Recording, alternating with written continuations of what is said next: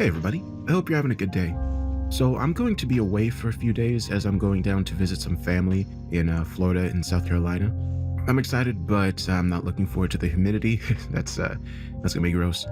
But I have about 2, 3 videos that I'm gonna be posting for you all while I'm gone. And I just wanted to let you all know that you can also listen to these stories on Spotify under the Dark Somnium podcast. And if you like the music that I make for these stories, you can listen to the songs on Spotify also or iTunes under Somnium Music. And the video I have for you today is a compilation of otherworldly beings and ancient god type stories, kind of like Lovecraftian ones. But I'm curious to see which one is your favorite. I'll be in the comments like I normally am, and I hope you have a great day.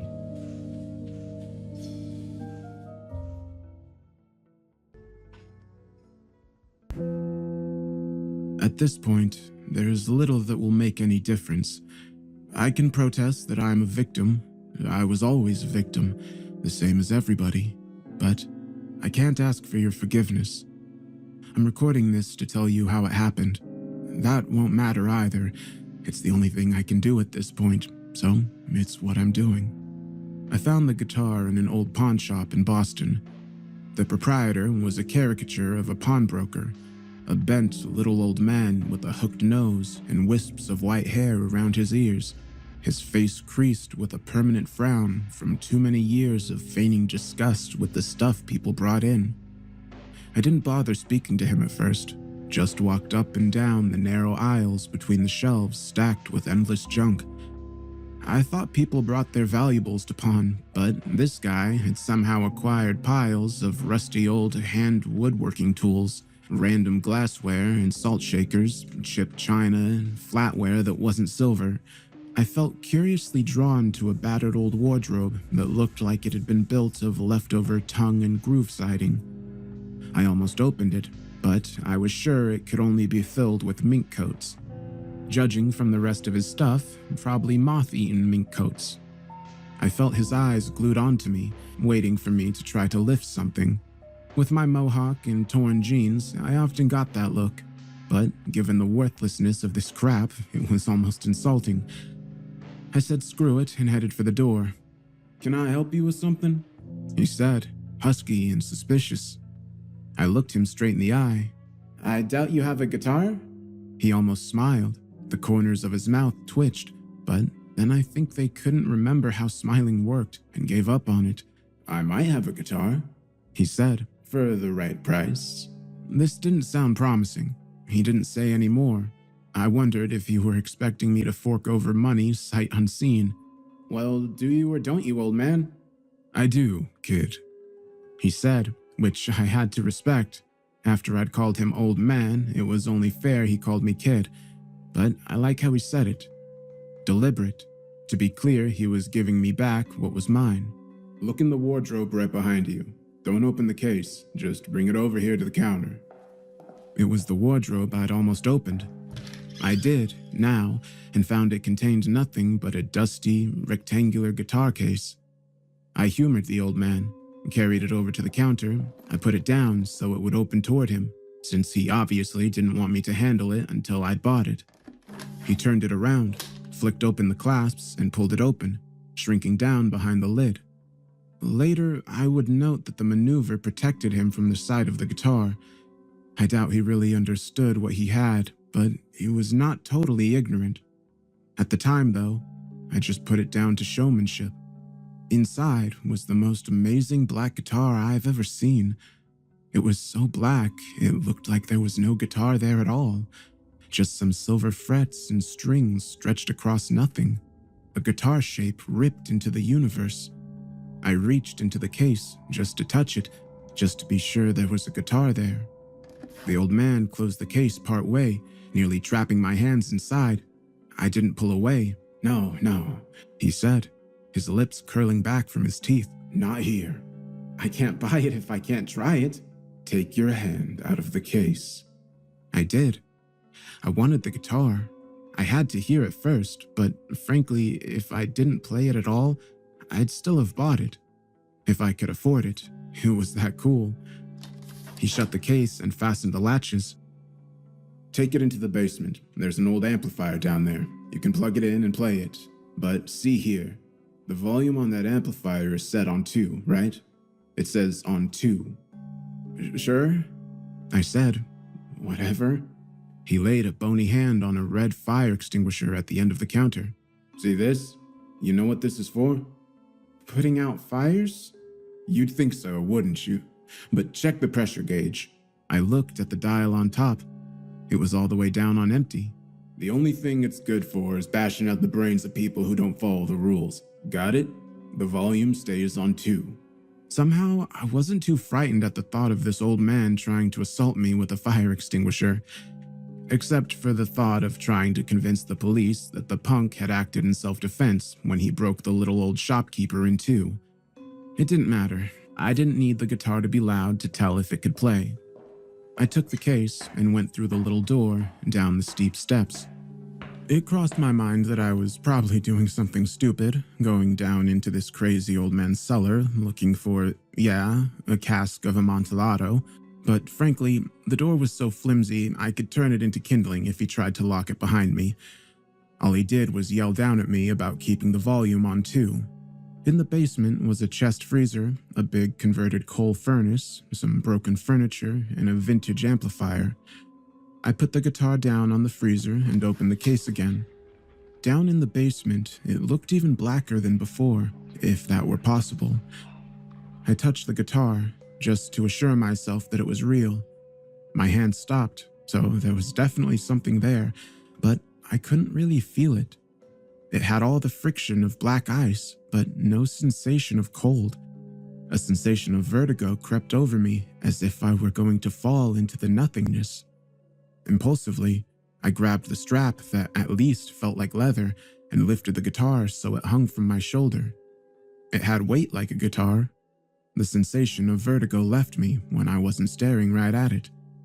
I fished a patch cord out of the case, plugged it into the amp, and switched it on. I turned the volume up to 2.5 just to screw with the old man, then touched the strings. Just the tinny sound a guitar makes when the club owner pulls the plug on your show. I only had a moment of disappointment before I remembered that this amplifier probably had vacuum tubes. It would need to warm up before it would play. I waited a minute. The amplifier hummed with potentiality. Then I struck the open strings, or I meant to. I hit them one after the other in a slow arpeggio to hear how far out of tune it was, but on the first note, my fingers froze. It was indescribable, a deep, resonant tone that sounded like it came out of the primeval past, a note imagined by alien races that had looked down on Earth when all life was just slime on the bottom of the sea. It unseated my bowels from the rest of my viscera and set them floating uneasily. I took a deep breath and plucked out the first 7 notes of Stairway to Heaven. It seemed like the right riff to try. The guitar spoke with the voice of God, but not the all-forgiving God of the Gospels, nor even the strict pedantic God of evangelicals.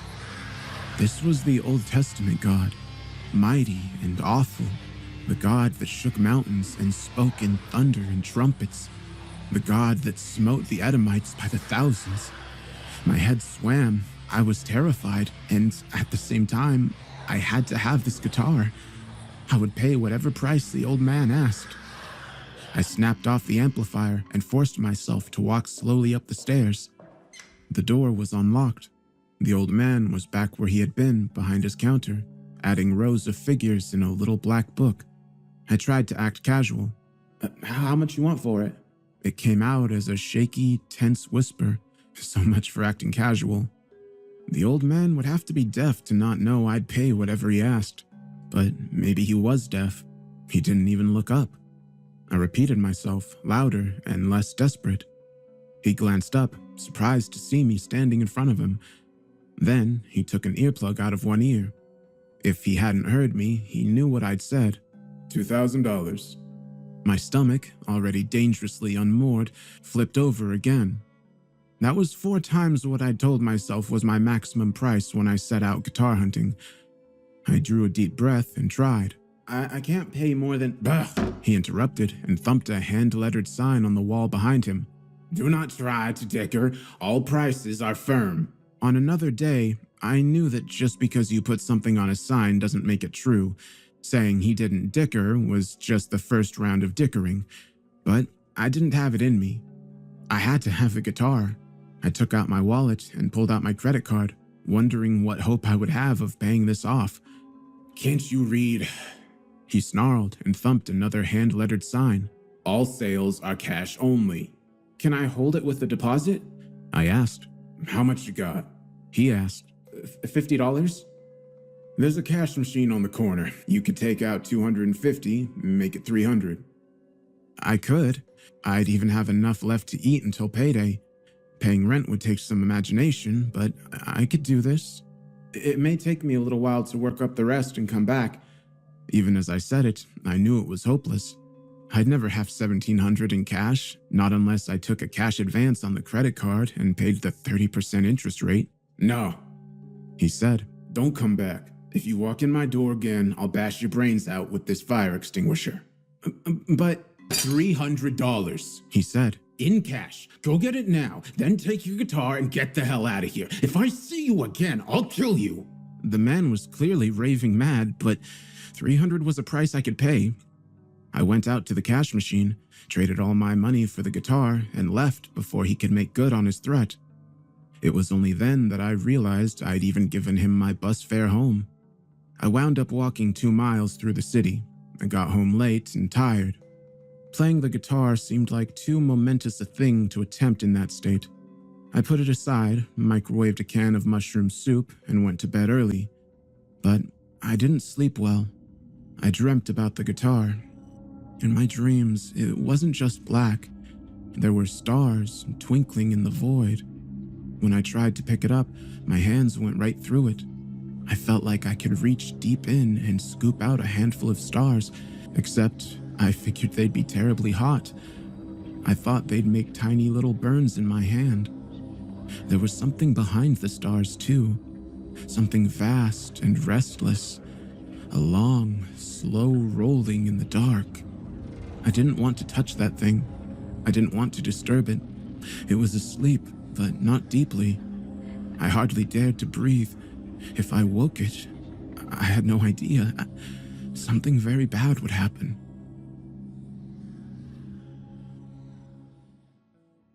I was miserable the next day, and the day after that, so I never took the guitar out again until the night I rehearsed with the band. We called ourselves Chthonic Circus, splitting our meager earnings just 3 ways. Leslie fronted the vocals and defined our sound with a loud, rumbling bass. She was a scary little thing, a knife of moodiness under a big mop of black hair. She disappeared under layers of black canvas and orange-striped tights. On the drums was Ethan, an underfed stick of a man with big frog eyes. Every once in a while, he put off shaving until he had half an inch of see-through whiskers on his chin. No one could ever call it a beard. Then he gave up and cut it off. I don't know what you'd call our style. Post-punk or goth are the most frequent labels we get, but we do occasionally go off into the technically demanding solo, like a progressive band. But we assiduously avoided the grand, pseudo-philosophical lyrics of progressive, and our themes were too dark. One reviewer in a local scene rag described us as playing dance macabre, which I thought was a great description, but it didn't stick. We got the plug pulled on us only once, after a patron complained to the bartender that we were depressing. I come here because I feel bad and want to feel better. These guys make me want to kill myself. I felt a little bad about that. My hope is always that we'll make those guys feel understood, but there was a badge of honor in getting kicked out of a club. I made a production out of my new guitar, telling Leslie and Ethan that they'd never seen anything like it, and getting them to stand around watching while I opened the case. I watched their faces, opening it just as the show owner had, standing behind the lid as I raised it. Leslie frowned. Ethan's jaw dropped open. What's it made out of? Leslie whispered. She reached out to touch it, but hesitated. It's like the void, Ethan said. It's like staring into infinity, the black sky between the stars. Does it sound as good as it looks? Leslie asked. I just smiled. I lifted it by the strap and hung it on my shoulder. For some reason, I kept my gaze averted from the guitar, as if I expected to see the thing from my nightmare still rolling beneath the blackness. I patched it into the amplifier, turned the volume to 7, and struck an E minor chord. It vibrated the windows. It was a full, dark sound, but it wasn't the voice of God. It was just an electric guitar. Disappointed, I tried hitting the strings one at a time as I had in the pawn shop. Just an electric guitar. Good enough, Ethan said. Damn, that hurts my eyes. It's like it's pulling your eyeballs out of their sockets. Leslie said and turned away. She busied herself setting up her bass. Ethan continued to stare. Maybe it was the volume. Maybe that was why the proprietor had insisted I keep it on volume 2. Maybe it only sounded that good when it was quiet. I turned the volume down and plucked the strings again. Still, just a guitar, only quieter. It sounded a lot better in the shop. Sounds great to me. No, it sounded like it came out of the abyss. I still remembered the sound of those few strings I'd touched. I hadn't imagined it. They were burned into my memory. Maybe it was something with the acoustics where you were. I heard this podcast about these guys who were trying to reproduce the acoustics of ancient cathedrals. They turned this ordinary chorus into the voices of angels. It couldn't have been. I was just in this guy's basement with a big old furnace and a freezer and concrete walls. Could it have been?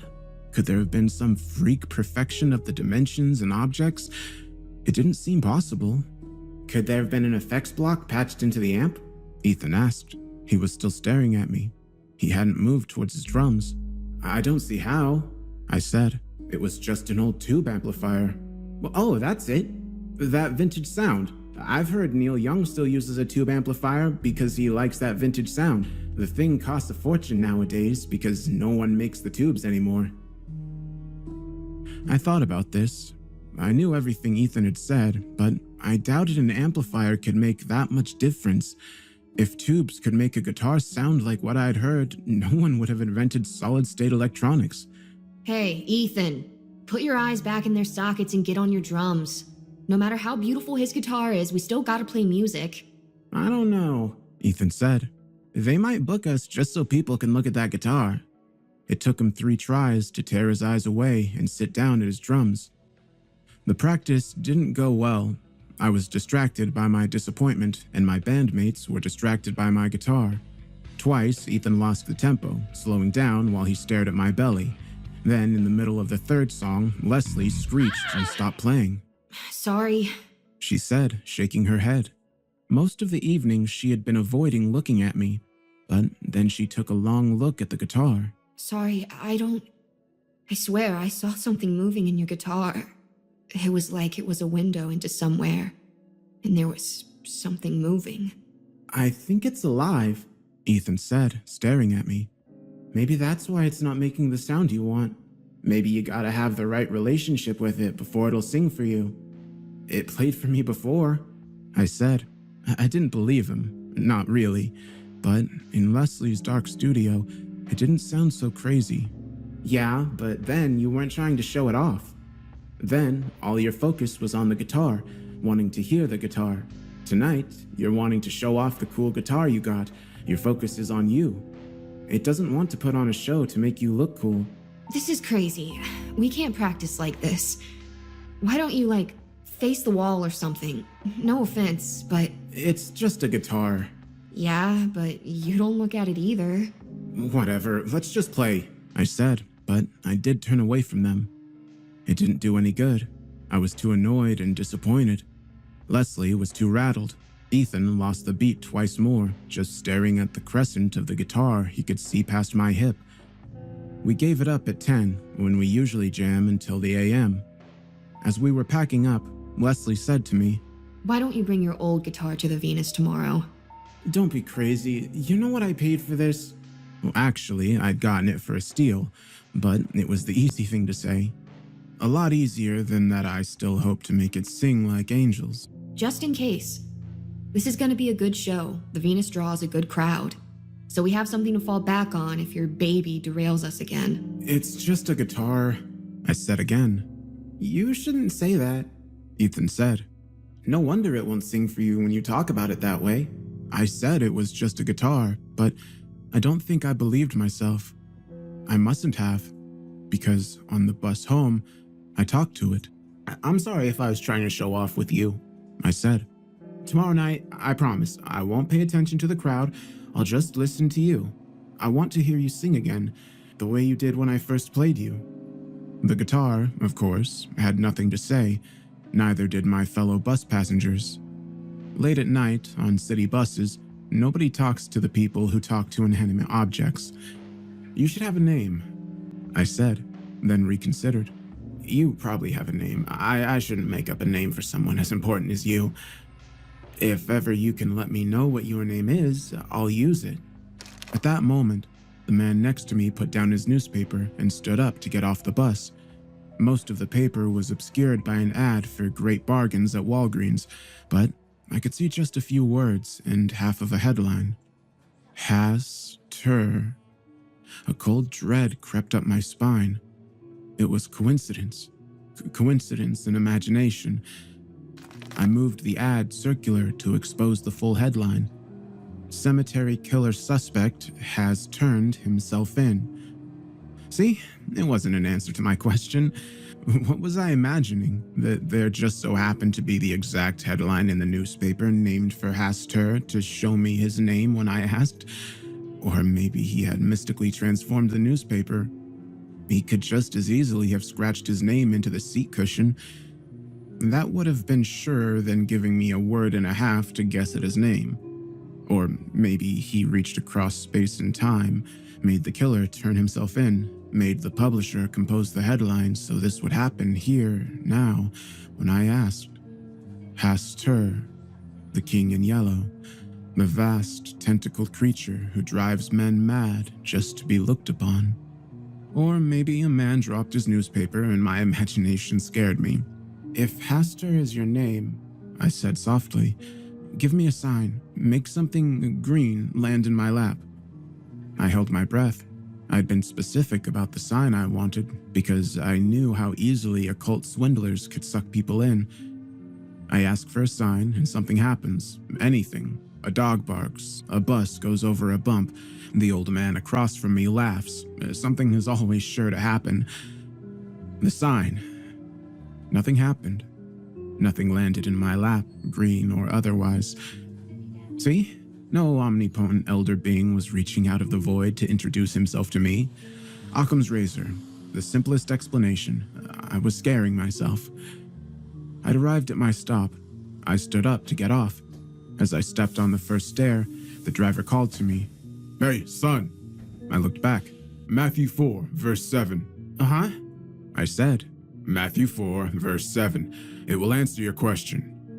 What question? I asked. How should I know? Look it up. Have a good night now.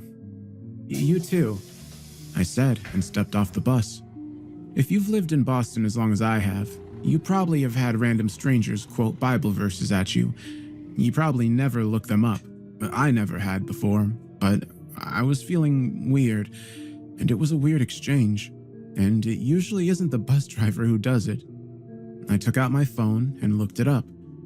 Jesus said unto him, It is written again, Thou shalt not tempt the Lord thy God.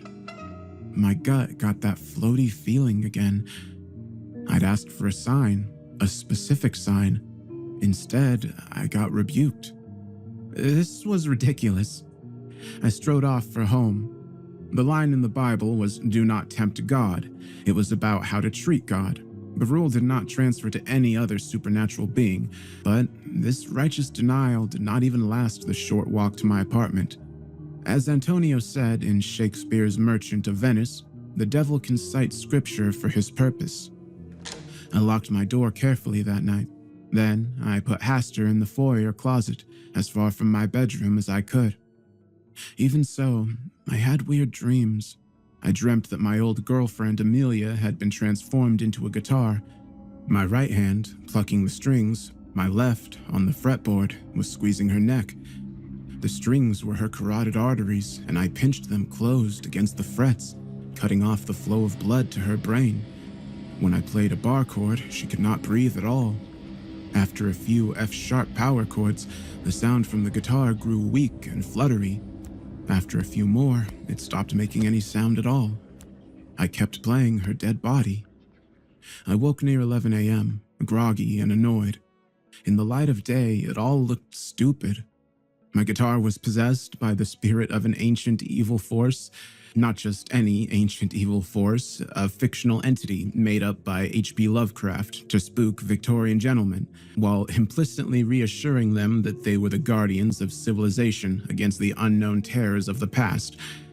What was Lovecraft but an attempt to modernize medieval fears of witches and the devil? Instead, you had cultists and cosmic entities, so much more scientific. I'd had bad dreams. Of course I'd had bad dreams. They weren't caused by the malign influence of the entity in my guitar. They were caused by my imagining an entity in my guitar. My night terrors banished by the cold light of reason, I turned my powerful intellect to the question of how to recapture the sound I had first heard. There were two possible explanations suggested to me: that it was the acoustics of the basement, or that it was the amplifier. Neither sounded likely, but I knew which one I wanted to be true. If the sound had been a quirk of the acoustics of the basement, I'd never recapture it, not unless I persuaded the pawnbroker to let me give concerts in his basement. But if it was the amplifier, I could, in theory, get the right amplifier. I looked up what it would cost to get an old tube amplifier, and was surprised to see that they weren't insanely expensive. Not that I had another $500 in my bank account, but I could get it, if I knew for sure that it would give me that sound. I spent the day calling every guitarist I could think of who might have a tube amplifier and be willing to let me try it. By 3 o'clock, I ran out of ideas, except for the obvious one: go back to the pawn shop. That, of course, came with an obvious problem: his threat to kill me. But I doubted that was serious. That man had insisted he would not negotiate the price of the guitar, then dropped it from $2,000 to $300 in a heartbeat. His threat to kill me was probably a negotiating tactic as well. He hoped I would come in afraid. I'd walk in the door with a fistful of cash leading the way. Suddenly, I saw it all. He hadn't dropped the price of the guitar. When I came back and asked for the amplifier, the price would be $1,700. He'd threatened to kill me, so I wouldn't come back until I had that $1,700 in cash in my hand. Which was I to do? Drop a load of money and hope that it would be the right thing, or raise 3 times as much, but no. At 7, I sent a text to Ethan, reminding him of our show that night. He hadn't forgotten a show in a long time, but the couple times he had were bad scenes. In those days, we played short sets in small pubs where the owners were used to the occasional no-show and disappointing performance. This venue was a big venue, and the owner had a reputation for vindictiveness. He owned clubs in several cities and had lots of friends, or more likely, had a lot of dirt to blackmail other club owners. Bands who screwed him got screwed. I had heard of one band who produced documentation that 3 out of the 4 of them had tested positive for COVID. The manager had told them the only doctor's notes Mr. Hawkins will accept is one signed by a coroner. As the hour of the show drew closer, my sunny courage began to wane. I didn't really notice at first. I threw both guitars into Leslie's truck, but I told myself it was because she'd asked me to, because it would promote band comedy and all that. But still, I thought of my new guitar as Hastur. Still, I made sure it was firmly propped against the side of the truck, so it would feel properly cared for and respected. We swung by Ethan's to find he wasn't home. No lights, no sound, no sign. You did remind him of the show tonight, didn't you? Of course. I checked my phone. No reply. I called him.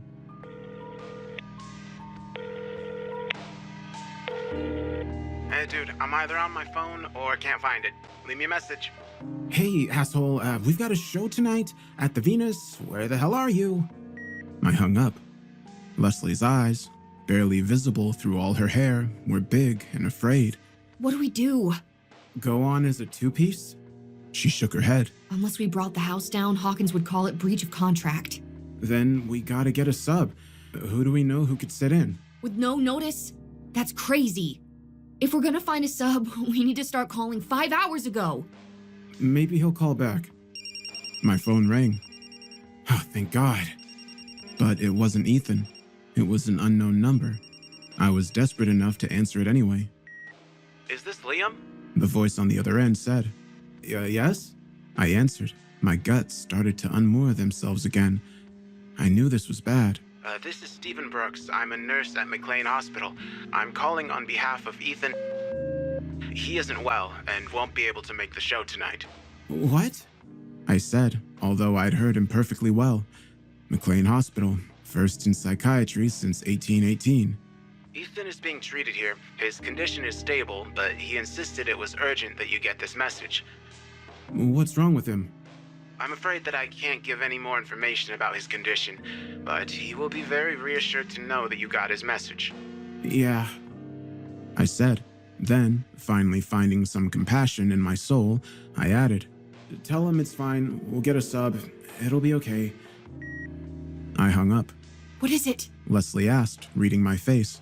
He's cracked up. He's in the mental hospital. Leslie's eyes darted back and forth, as if she were reading some emergency manual in her head. Okay. She pulled out her keys. You drive. I'm going to call every drummer I can think of until someone says they can come. If I have to, I'll promise him half our fee. I drove the van, and Leslie called.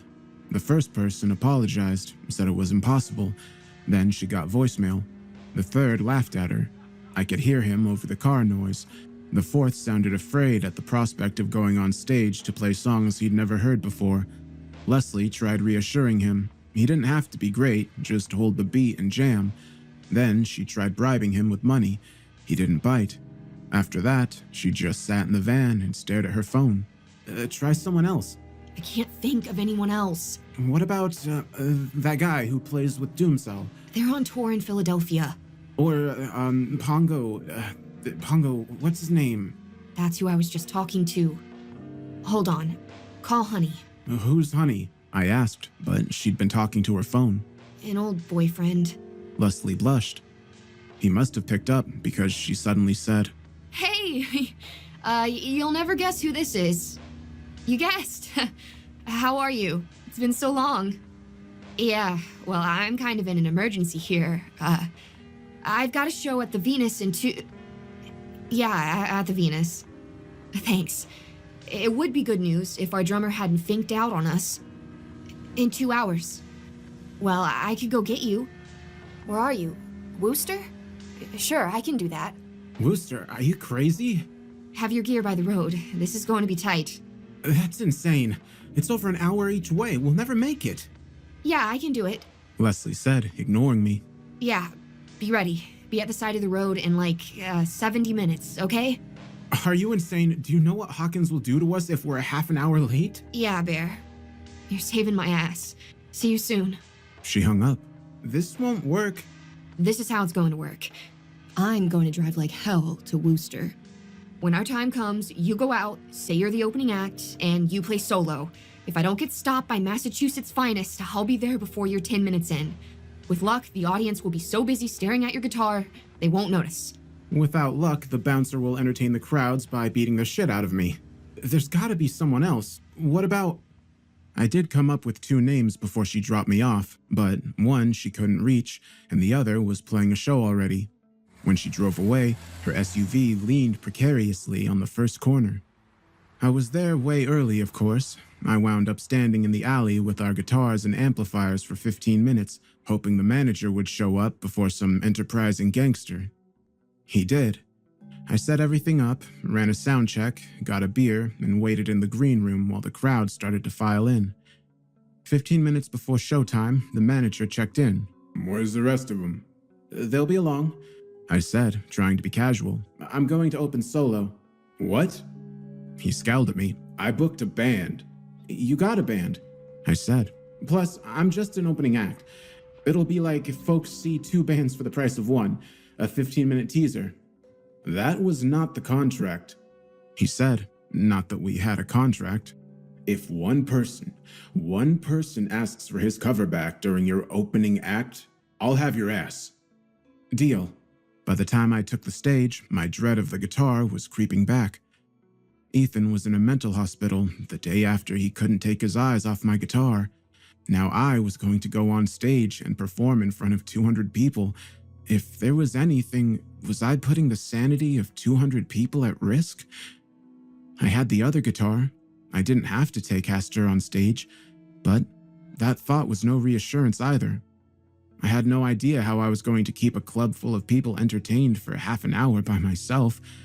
Of course, I'd lied to the manager.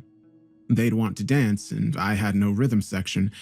Even if the manager didn't follow through on his threat, the last thing we needed was for the crowd to be impatient and pissed off before we started playing. No. The only reason I dared to try this was because I had Hastur to hide behind. I laid my hand on the case. "Hastur," I said, "I need you. We're going to go out in front of a big crowd, and I need you to sing for them. Get us through this. Get us through this, and I'll..." What does one offer an enchanted guitar? I said the first thing that came into my mind. "A tube amplifier. I'll get you a vintage tube amplifier, just like the one in the pawn shop." Seriously? I was bargaining with my guitar. I downed my beer, snapped open my case, and took it out. Yes, I avoided looking at it as much as I could. Just as I was leaving the green room, I saw a yellow scarf hanging on the back of the chair. A sheer, mustard yellow scarf left behind by some girl band or something. Without even a conscious thought, I swept it up and wrapped it around my head, so only my eyes were showing. I walked out onto the stage without any idea what I was going to play. I took comfort knowing that whatever happened, it wouldn't be associated with my face. The club was barely half full, but still, that meant 200 eyes trained on me. By special arrangement, opening for Chthonic Circus, The King in Yellow. There, Hastur, all glory was to be yours. Having no idea what else to do, I started playing the opening notes of Stairway to Heaven. A lame choice. Every bar band in the amateur cover league played Stairway to Heaven, hoping to cop some of its glory. But it was the official song you always play to try out a new guitar. It did sound better. There was a difference. I got the feeling that Hastur was trying as hard as it could, but it wasn't half the glory of the pawn shop. It needed the tubes, vacuum tubes. Glass globes containing a tiny piece of the void where Hastur himself, not the guitar, was imprisoned, restlessly sleeping. It needed to touch the void to give full voice. Whatever, it was enough. The crowd stood, transfixed, unable to take their eyes off of me. I didn't sing. I can sing. I often fill in harmony and counterpoint vocals with Leslie, but I didn't want Hastur to have to share the stage. When I thought the instrumental stairway couldn't go on any further, I morphed into the opening riff of Heart's Barracuda and played that for a while. I didn't see any movement in the audience. Even the watrons, who were supposed to be selling drinks and milking the crowd for cash, were not winding through them. When I got all I could out of Heart, I threw caution to the wind. The King in Yellow was not a cover band. I didn't want to play anything from the Chthonic set either, so I just started improvising. A surge of power chords, spiked with bright overtones. I drove as fast as I could, trying to create a wall of sound with only 6 strings. Next thing I knew, I was fingerpicking a bass line on the 2 lower strings while simultaneously leading on 4 high ones. It was insane. It wasn't me playing. My fingers moved faster than I could track, spinning a web of dark and terrible music. It was Hastur playing through me. I lost track of all time. I have no idea how long it was before I spied a chubby man at the foot of the stage, waving for my attention. A small, feminine hand clapped over his eyes. I looked again. I could barely see Leslie standing on tiptoe behind him to peer over his shoulder. The band had come. With some effort, I took control of my hands and ended the song. Back in the green room, I put Hastur in his case and unwrapped the scarf from my head. Leslie stuck her head in the door. Is it safe? "Yeah," I said, not even thinking what a crazy question that was. She came in, breathless. Fuck. When I told you to open, I didn't think you'd upstage us. I didn't know what I was doing. The doorman didn't even look at me when I told him I was in the band. He just kind of grunted. Brune came to a dead stop when he saw you. I had to cover his eyes and guide him down the stage. Where is he? Setting up his drums, of course. Are you ready? I think I'm gonna switch to Gus. That was my old guitar. Yes, I named him when I was 16. Gus, the guitar. That might be best. I don't think I want to share the stage with that thing. It would be like singing a duet with Aretha Franklin or something. A knock sounded on the door. Leslie cracked it open and peeked out. There's a guy here from the meme. Says he wants to talk to the King in Yellow, the manager said. Who? Yeah, send him in. Leslie gaped at me, then rolled her eyes. In walked a slick guy in designer jeans and professionally styled sideburns. He glanced at me. Are you the King in Yellow? Let's say I speak for him, I said, in case Hastur was listening. I want to book you for the meme this Saturday. Saturday? Leslie gaped. Saturdays at the meme were for bands with record contracts, professional musicians on the tier below Arena Rock. There are 3 crying girls in the lobby right now while the bouncer calls them a cab, Mr. Slick said. The doorman just walked off the job, saying he was going to do something with his life while he still had a chance. The bartender can't sell drinks fast enough. You aren't playing anywhere else between now and then, are you? No, I said. I know a guy in Colombia. I'm going to call him, and he's going to sign you. But he's going to sign you at the meme. You're going to be discovered at the meme, understand? I need an advance of $1,700. I said. I was as astonished as everyone else at the words coming out of my mouth. The man chuckled uneasily. Don't get cocky. Columbia will be happy to throw money at you, but first you've got to do the show. I need an advance of $1,700 to do the show. My voice said again. Then, since I was talking so cool, I decided to act cool too. I picked up Gus and turned to Leslie. You ready to go on? Wait, the man barked. He took out his cell phone. Yeah, hi, Cindy. This is Mark. Listen, a guy is going to come by the club tomorrow morning and call himself the King in Yellow. I want you to give him $1,700 in cash. I'll take care of that when I get there. Hang on. He looked at me. What time will you be there? 1? 1 in the afternoon. That's right. He hung up the phone and glared at me. All right. You can take your $1,700 and head off for Mexico if you like, or you can show up Saturday, play my show, and walk into the life of a rock star. Your choice. He walked out, leaving me with Leslie staring at me like I had betrayed her.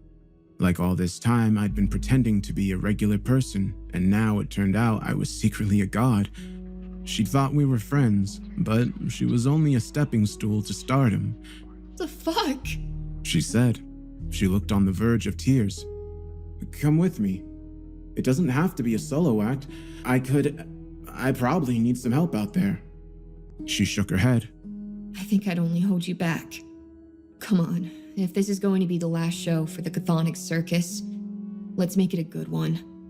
It wasn't. Our heart wasn't in it. Bruin was able to fit himself in well enough, but it wasn't like having a real drummer. He couldn't add to the songs. Leslie was heartbroken. I was confused. If we'd been any other band, we'd probably have been booed off the stage. But with Chthonic Circus, well, Leslie was able to leverage the heartbreak into our songs easily enough, so we held it together. After the first set, I thought about getting out Hastur again, but I didn't dare. I didn't think he'd want to share the stage either. The next day, I collected my $1,700 in cash and headed back to the pawn shop, Hastur in hand. Just to keep him from asking for even more money, I kept $500 in my wallet and another $500 in my sock. I didn't doubt he would ask for as much as he thought he could get, but I thought $700 in my fist was enough to stave off homicide, and we could bicker about the rest. The pawn shop was gone.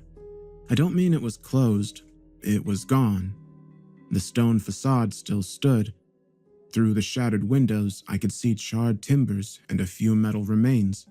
There was a metal ladder bent out of shape by the heat of the fire, balanced on the blackened floor joists.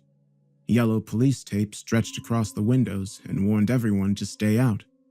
I stopped in at the flower shop next door and asked the lady there.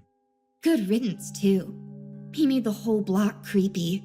How did it happen? Arson. They think he probably said it himself to collect the insurance money. The police picked him up in Mexico. He won't see a dime. The lady wanted to say more about the intelligence of someone who tries to pull off an insurance scam while simultaneously skipping the country, but I had to check one thing. Fire burns up. It was possible, unlikely, but possible that the amp was still there, in the basement, unscathed. I parted the police tape and climbed through the window into the burned-out shop. There wasn't much floor left. I kept my feet on the joists and hoped they were sound. The sun was high in the sky, and I could see down into the basement well enough. It was piled with litter of half-burned boards, globes of melted glass, various metal things that had fallen through the floor. Plenty of burning things had landed in the basement, but there was the hulking old furnace. There was the freezer chest, scorched and pitted, but not warped out of shape. There was a pile of ash and junk that might be covering the amplifier.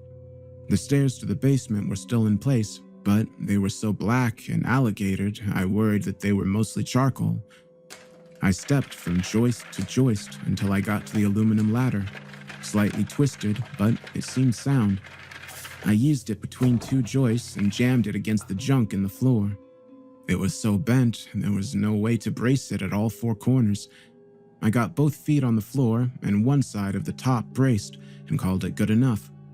I held tight to a joist as long as I could, just in case, but it got me to the bottom intact. A cloud of ash floated up around me.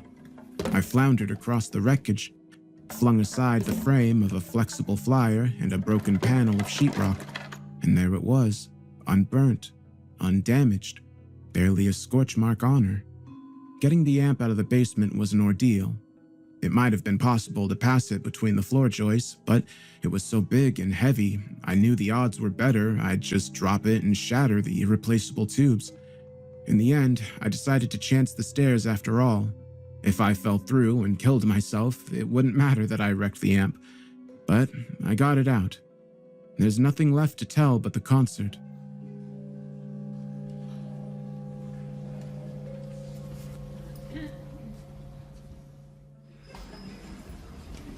The meme was not very crowded that night. Maybe 100 folks, including the guy from Colombia. I walked out on stage, the yellow scarf around my face, and I began to play. I noticed the screaming first. First one, then others. People threw their arms over their faces, covering their ears. It didn't make any difference. They fled for the exits. So many at once, they ran into each other. The first probably made it out, but when they jammed in the doors, others tried to climb over them, trampling, crushing, tearing. I saw one man try to smash through the wall with his head. Either that or he was trying to kill himself. I could no more have stopped playing than grow wings and fly. Somewhere along there, the tentacles began to reach through. I think they first came out of the storm sewers, but in parts of Boston, the storm sewers connect with the municipal sewage, so soon they burst out of the drains and restrooms and basements. By the time they were reaching into the concert hall, most of the people were already dead. The remainder were pulled apart or disappeared into an engulfing mass. The bartender had climbed up to the top shelf and started a fire by throwing a bottle of 151 at the hot grill. Then he threw more liquor at the flames until the whole bar was burning. He kept the tentacles away until he had roasted himself. Then, all at once, the guitar ceased to exist. Frets and strings and wires sprang free and clattered about my feet. I had control of my body once again, but I knew what this meant. From every sewer grate in Suddy, the shapeless mass was oozing. The terrible deed was done. Pastor was in the world. I escaped out the backstage door and ran. I don't need to tell you more. You've heard it from 1,000 other voices. The only curious question is why or how I survived. When I was there, at the center of the maelstrom, where it all began, why wasn't I eaten? Why didn't I perish in the fires? Why am I still at least somewhat sane? Was it some reward, some expression of gratitude that I was spared? I doubt it. What use has Hastur for gratitude? I think rather the opposite. It was his exquisite torture for me. No matter where I run to, no matter how I hide, I hear the news. Another city fallen to madness and fire, more tentacles reaching out of the sea, nuclear missiles annihilating the survivors, if there are any, but never slowing the inexorable spread of destruction. I hear the news and know it was my hands that made it happen, even if I hadn't been in control of them. I tried to find Leslie. I doubt she made it out of Boston. Hardly anyone did, but in case she is alive, somewhere, that's not her real name. I don't want anyone killing her for association with me. The only question left is whether Hastur will bore of planet Earth before he has exterminated the human race. I think there's a chance of that. To pursue us until the last one is dead would take a real dedication to the cause. I don't think he cares enough about humans to bother. Kids may have fun burning ants with a magnifying glass, but even the meanest kid doesn't dig up the nest and hunt until he's sure every last ant is dead. No, there are other nests, other worlds to destroy. I hear England is burning. Oceans are no barrier, and he's not bored yet.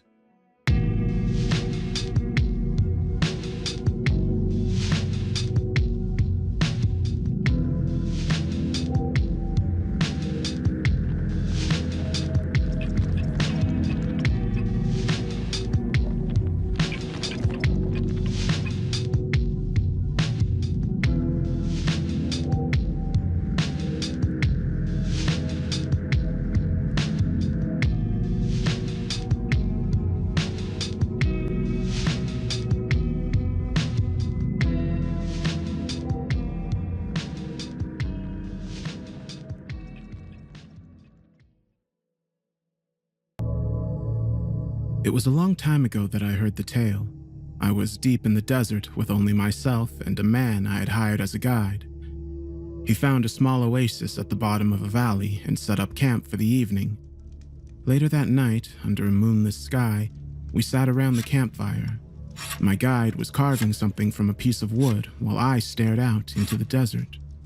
"Do you know of any good campfire stories?" I asked.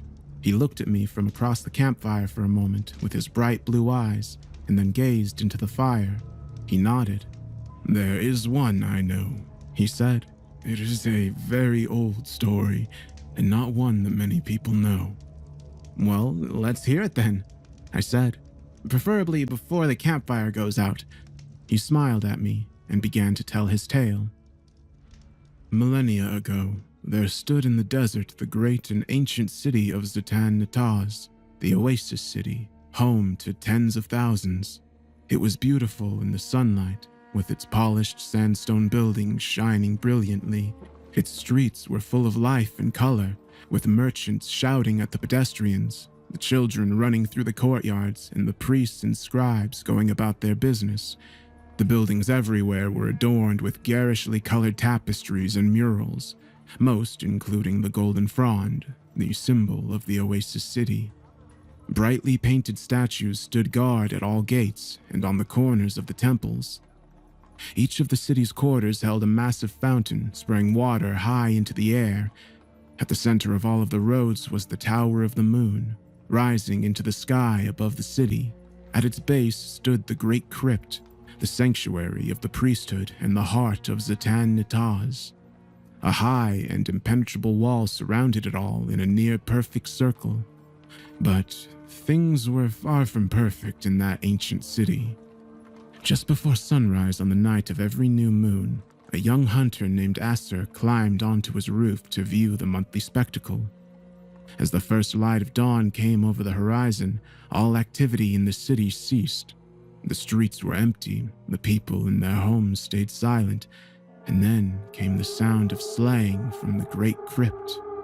It was a faint sound, but unmistakable. Every citizen of Zatan-Nataz claimed that they could hear it when it happened. And then the locked doors of the great crypt opened, and 4 high priests carried out a large stone sarcophagus emblazoned with the golden frond and the black sun, the sign of the goddess.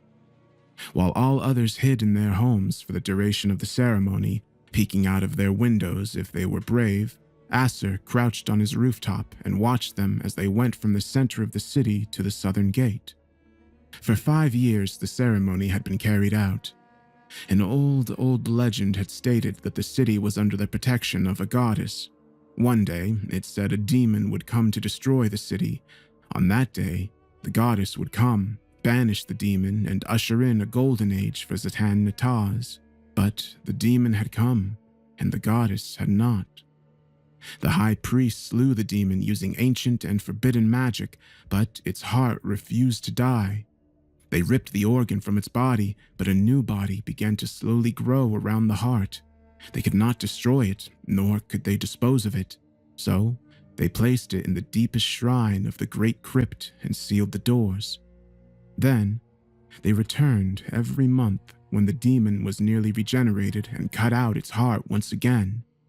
Then they placed the husk in a sarcophagus and carried it to the pit of Zacchus, which was said to be the entrance to the underworld, and threw the lifeless body into it, coffin and all. And thus, the high priest claimed they protected the city until the goddess came to destroy the demon once and for all. The people of Zatan Nataz claimed that it was their golden age. They claimed that the demon was defeated. Acer called that heresy. To all that would listen, he made his case. Acer was a man of faith that believed the prophecy must be followed precisely. Until the goddess destroyed the demon, he said, the golden age would not truly come. And for the goddess to appear, the demon must be let loose upon the world. His friends laughed at first. They tried to persuade him otherwise. Failing at that, they turned their backs on him at last. Acer called them blind. He said that their golden age was a farce. He had watched the city for many years, and he had seen the rot beginning to set in over it. It began with the high priests. Beneath the banner of the Black Sun, they claimed that they were above all others in the Oasis City. They began to amass wealth, servants, and power beyond compare. He had heard rumors of them stealing from the city vaults and claiming it for the temple. He had seen them take young women from their families to fulfill their own desires, and he had seen any who stood against them disappear as if they never existed. The city had fallen into ruin with its funds depleted. Violence, crime, and corruption had taken hold. But the people claimed that the Golden Age was upon them because they did not want to believe what was directly in front of them. At noon, on the days of slaying, the doors of the great crypt stood open, and the priests flaunted their power, for on display on the great altar for 1 hour was the heart that they had ripped out of the demon's chest.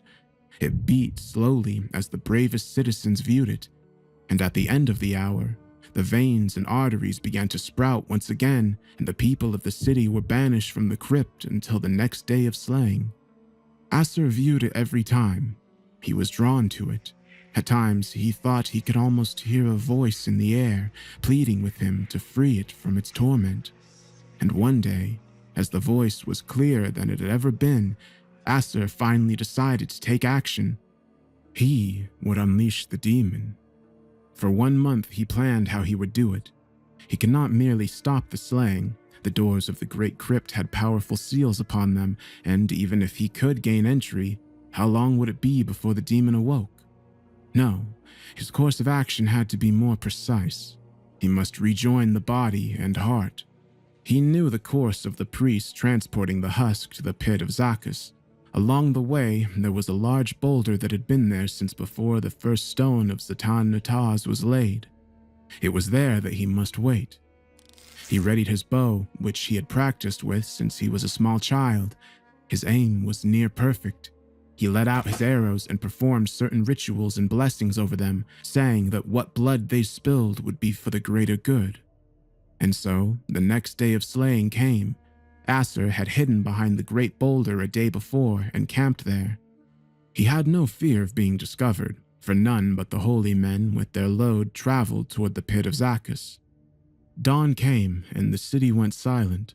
and despite being half a mile from the city gates, Asser heard the sound of slaying. Over the years, he had come to know the exact timing and pace of the high priest traveling with the great stone sarcophagus, so he waited, knowing exactly when they would cross in front of the boulder. And exactly when he expected, he heard footfalls on the other side of his refuge. He circled the stone quietly so that he came around the road behind them.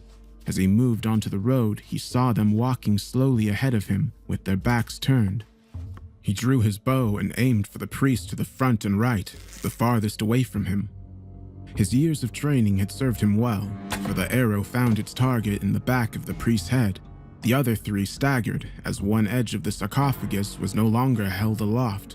Asser drew his next shot and fired at the priest on the back right. The arrow struck him in the back and he fell. With that, the sarcophagus tumbled to the right, its side slamming into the dirt path. Its heavy stone lid loosened and fell to the ground. Its contents struck the side with a dull thud. By now, the remaining priests had turned and seen him. They drew their ceremonial blades and charged. Before the nearest could reach him, Asser had buried an arrow in his throat. As the last man ran at him, Asser drew and fired his fourth arrow, and then something happened that did not happen often. He missed. With the priest almost upon him, Asser panicked and quickly drew another arrow. He rushed the shot and fired wildly, missing the priest again. With that, the man was upon him, swinging the razor-sharp blade towards his head. Asser raised his bow to block the strike. The blade cut effortlessly through the thick wood but missed its mark and buried itself in Asser's shoulder. He screamed in pain and watched as his blood began to soak the sand beneath him.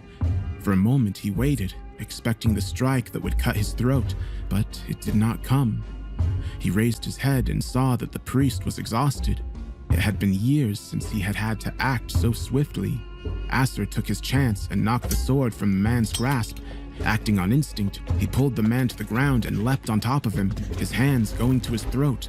For what seemed like an eternity, he choked him, until the man finally stopped moving.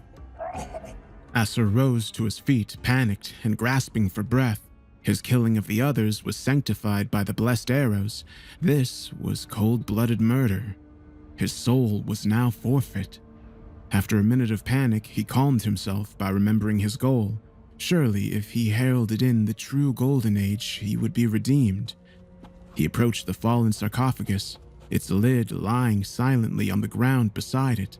He prepared himself to gaze upon an abomination and looked inside of the stone coffin.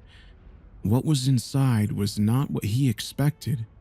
What was inside terrified him more than anything else on earth ever could. After many minutes of staring, he carefully gathered up the contents in a large burlap sack, painfully hefted them over his good shoulder, and ran back towards Zatan Nataz. For hours he hid in a darkened alley with his prize. It seemed like an eternity. Finally, he saw the sun rise directly above him, and he knew it was time. The priests would not be suspicious at first, for Asser was already present at the displaying of the heart. His plan to retrieve the heart had been subtle and complex, but for all those hours of waiting, rage had festered inside his heart. He would not draw it out 1 second more than was necessary. It was then that he heard a loud crack and knew that the doors of the great crypt had been unsealed. He threw his burden over his right shoulder once more and marched toward the crypt. As he reached the doors, he saw that a priest was pulling each of the doors open. One of them smiled as they saw Asser, for they had seen him every new moon for years. His smile faded as he saw the bag draped over his shoulder. As Asser reached the doors, he shoved the left door as hard as he could. The door struck the priest, and he fell onto his back, clutching his face. When the priest on the right protested, Asser swung around, one end of the heavy sack on his shoulder striking the man in the face and sending him to the ground as well. The ceiling of the crypt towered high above him, the sunlight filtering in through 100 small windows. He strode through the towering statues surrounding him toward the great altar in the center of the room. 2 priests were present, one on each side of the altar. Upon hearing the noise at the entrance, they had drawn their blades. Aster let the bag he carried fall to the floor with a sickening noise of dead flesh. The priest charged at him, but Aster was ready this time. He knew their aim would be poor and that they had no strength to their blows. He grabbed the wrist of the first to reach him and wrenched it until the blade dropped from his grasp. He placed a hand on the man's chest and shoved him into the second priest. They fell to the floor screaming. Aster saw red and knew that the second man's blade must have cut one or both of them. He didn't care. Aster stepped around the two men on the floor and made his way to the great altar in the center of the room. The light from the windows above made the golden altar shine brilliantly, but what Aster wanted was the lump of dull flesh sitting on top of it. A shudder ran through him as he picked the heart up off the altar. The beating was slow and faint, but there nonetheless. Aster closed his eyes and began to silently mouth a prayer. Before he could finish it, a hand roughly grabbed his wounded shoulder from behind. His arm exploded in pain as he was spun around. Opening his eyes, he saw a large man clad in leather armor towering above him. The dull leather was emblazoned with the symbol of the Black Sun. Aster had little time to react as a heavy fist struck him in the face and everything faded to black. Aster awoke in a room the likes of which he had never seen before. He had been seated in a heavy wooden chair. He did not seem to be bound in any way. In front of him stood a tall central stand containing a dimly burning torch. The light cut through the darkness around him, casting strange shadows on the walls. This was unsettling, as Aster could see nothing between the torch and the walls that could be casting the shadows. The walls were covered in paintings that may have looked normal in the light, but underneath the dim light and shadows, there was not one of them that did not look demonic. Graceful figures became twisted and scarred. Beneath him on the floor was a carpet made from the hides of animals he did not recognize. Several seconds after he awoke, he heard a door open behind him. Soft footsteps approached his back, and he heard a low voice. "I presumed that my personal study might give us a bit more privacy than the cells in the dungeon," the voice said.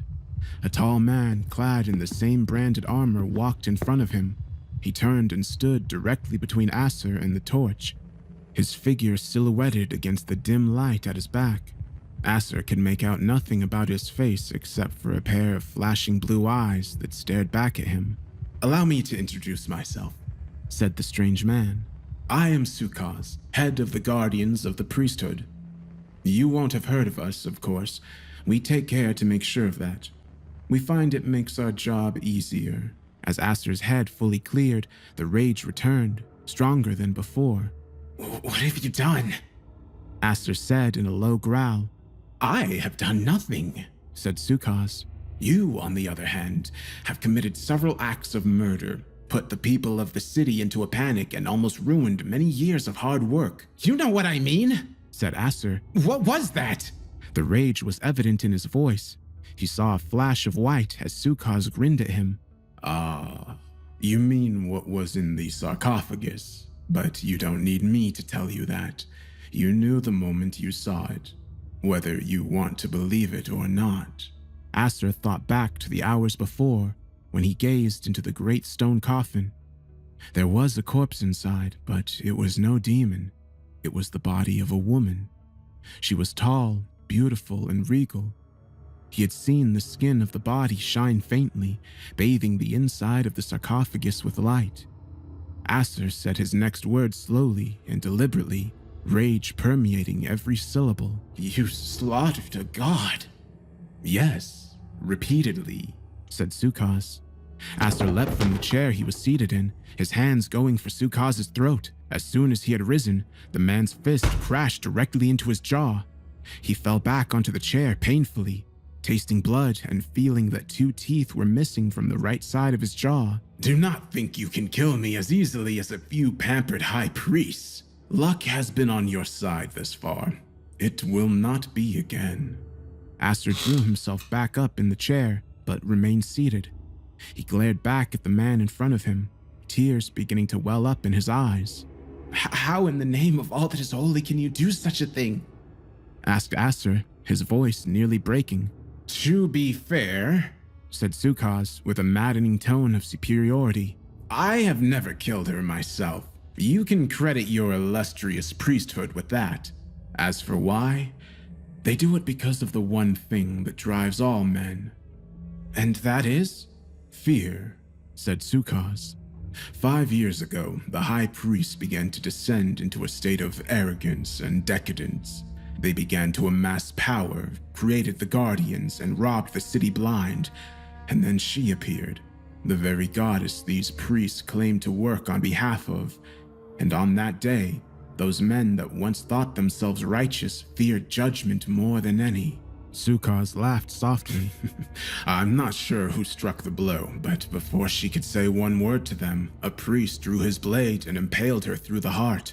Then they saw the blood withdraw and the wound begin to heal. They had been afraid of judgment for their pride. Now they were petrified of judgment for the murder of a deity. And so, the cycle began. 5 years? Said Aster. 5 years? How many times has it been? How many corpses have been thrown into the pit? Why do they let this continue? He was sure that someone outside would hear his screams, but Sukaz just stood there and let him continue. When he finally stopped, the man left. Your people are cowards, said Sukaz. They cannot face what they see in front of them. Their city could be burning around them and they would not notice. The city is burning, screamed Sukaz. And you know it. How do you let this happen day in and day out? Because the world may be better off with it gone. The Oasis City is dead and rotting. It must be cut off like a gangrenous limb. The man's tone changed as he said those words. His voice echoed from the walls around them. Aster's rage began to dim. Fear began to replace it. Who are you? Aster asked, his voice lowered to a whisper. Sukaz crossed his arms and looked up toward the ceiling, as if trying to find the correct words to say. After a few seconds, he circled the torch in the center of the room until he came to a stop on the side opposite Aster. Turning towards Aster, he could see Sukaz's face at last. It seemed completely normal, with short dark hair and a thin pointed beard. Then Aster saw the shadow being cast behind him. Though Sukaz was only slightly taller than Aster, the shadow loomed high above them both. The shadow's head appeared to have several horns jutting off of it at odd angles. Massive wings stretched to its sides, covering the entire wall with darkness. Sukaz saw Aster's eyes go wide. He grinned and circled back around to the front of the torch. I am someone who is very much above the people of this city. You're the demon of legend. Sukaz chuckled, the sound ringing off the walls. Demon? No, said Sukaz, shaking his head. I prefer to see myself as more of an angel, one with a very specific purpose. Destruction? Said Aster. Change, said Sukaz.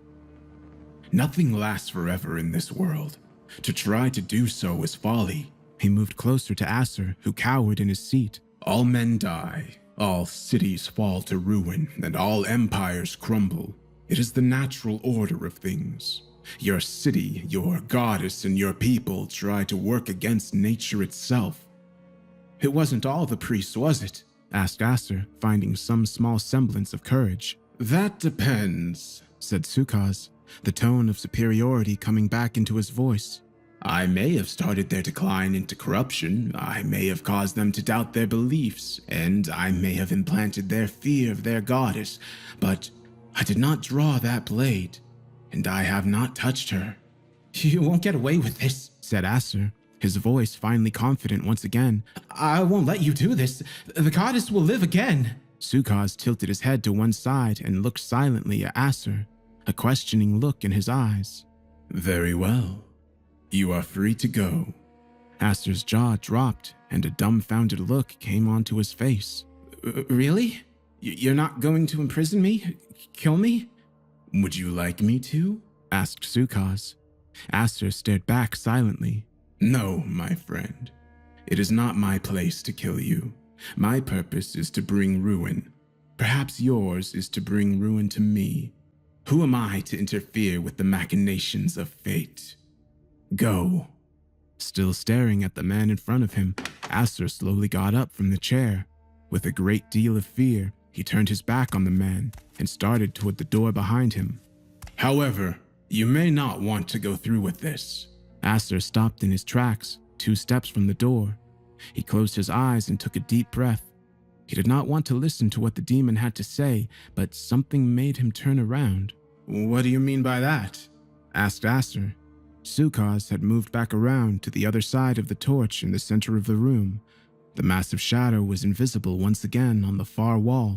Steeling himself, Aster walked to the torch, glaring at Sukaz from directly across. I just mean that should you follow this course of action, the results may be much worse than you anticipate. What might seem like the right thing to do may be anything but. Do not try to fool me, said Aster. You cannot see the future. Perhaps not. But I have watched this world for far longer than you can imagine, and I have become quite adept at guessing the outcome of things. Would you like to see what the future has in store? For the first time since he began his quest, doubt began to slip into Aster's mind. He tried to remind himself that was exactly what the demon was trying to do, but that slight twinge of doubt began to grow. Aster found himself unable to resist. All right, demon, said Aster. What can you tell me of my quest? Sukaz grinned more broadly than ever as the words left Aster's lips. I prefer to show you. The man waved a hand over the torch in the center of the room, and it was extinguished. Fear gripped Aster as the darkness enveloped him. Then, from above him, a light appeared. He looked up and saw that it was the moon, high overhead. Looking back to the floor, he saw a forest laid out before him. He heard Sukaz clearing his throat behind him and spun around. Aster found himself on the top of a high ridge, looking down on Zatan Nataz from miles away. Sukaz stood on the very precipice. What will happen when the goddess lives again? Asked Sukaz. Is it not possible that her wrath will be great? With that, a brilliant light appeared in the sky above the city. A massive glowing orb hung ominously over Zatan Nataz. Is it not possible that the city will pay the price? The orb descended in a split second, striking the center of the city. A flash of light struck Aster's eyes, and he had to cover them. Moments later, he felt a shockwave wash over him. Uncovering his eyes, he saw that a dozen more of the orbs had appeared above the city and were beginning to descend. Forcing himself to look into the light, he saw blast after blast tear the city apart. Houses were thrown high into the air. The great statues were blown to dust. He saw the Tower of the Moon shatter and fall. But why stop there? Will her wrath not be great enough to punish the world of men as a whole? The entire sky was suddenly alight with the massive orbs. They began to move outward, traveling toward the far eastern cities and the coastal cities of the north. Would you watch the world burn just for your hope? The great orb nearest to them in the sky began to descend directly towards Aster. In seconds, the light had engulfed him, and he could see nothing. Aster steeled himself, closing his eyes, and tried to ignore the vision before him. That will not happen, said Aster. Our goddess is merciful and just. She would never punish those who have not wronged her. His voice was confident, but in his mind, the seed of doubt began to grow larger. After a moment, Sukaz spoke again through the light. Perhaps, he said. So let us assume you are right and that your goddess is not the wrathful sort. Let us assume that your beloved golden age does indeed come after my demise. The light around Aster dimmed and began to flicker. He slowly opened his eyes and looked around him. He was in the battered husk of a city. Tall wooden houses burned around him. The air was heavy with smoke. Ash lined the street. Sukaz still stood in front of him on the broken street. Where are we now? Asked Aster. Sukaz shrugged. One of the eastern cities, he said. Stead, or Lysaria, or Holm, or one of the others I cannot remember. Sukaz bent down and grabbed a handful of ash. As he spoke, he let it sift through his fingers and let it drift away in the searing wind. Your golden age comes, but your city's pride does not disappear. It only grows. Sukaz turned and began to walk up the road, stepping over burning debris.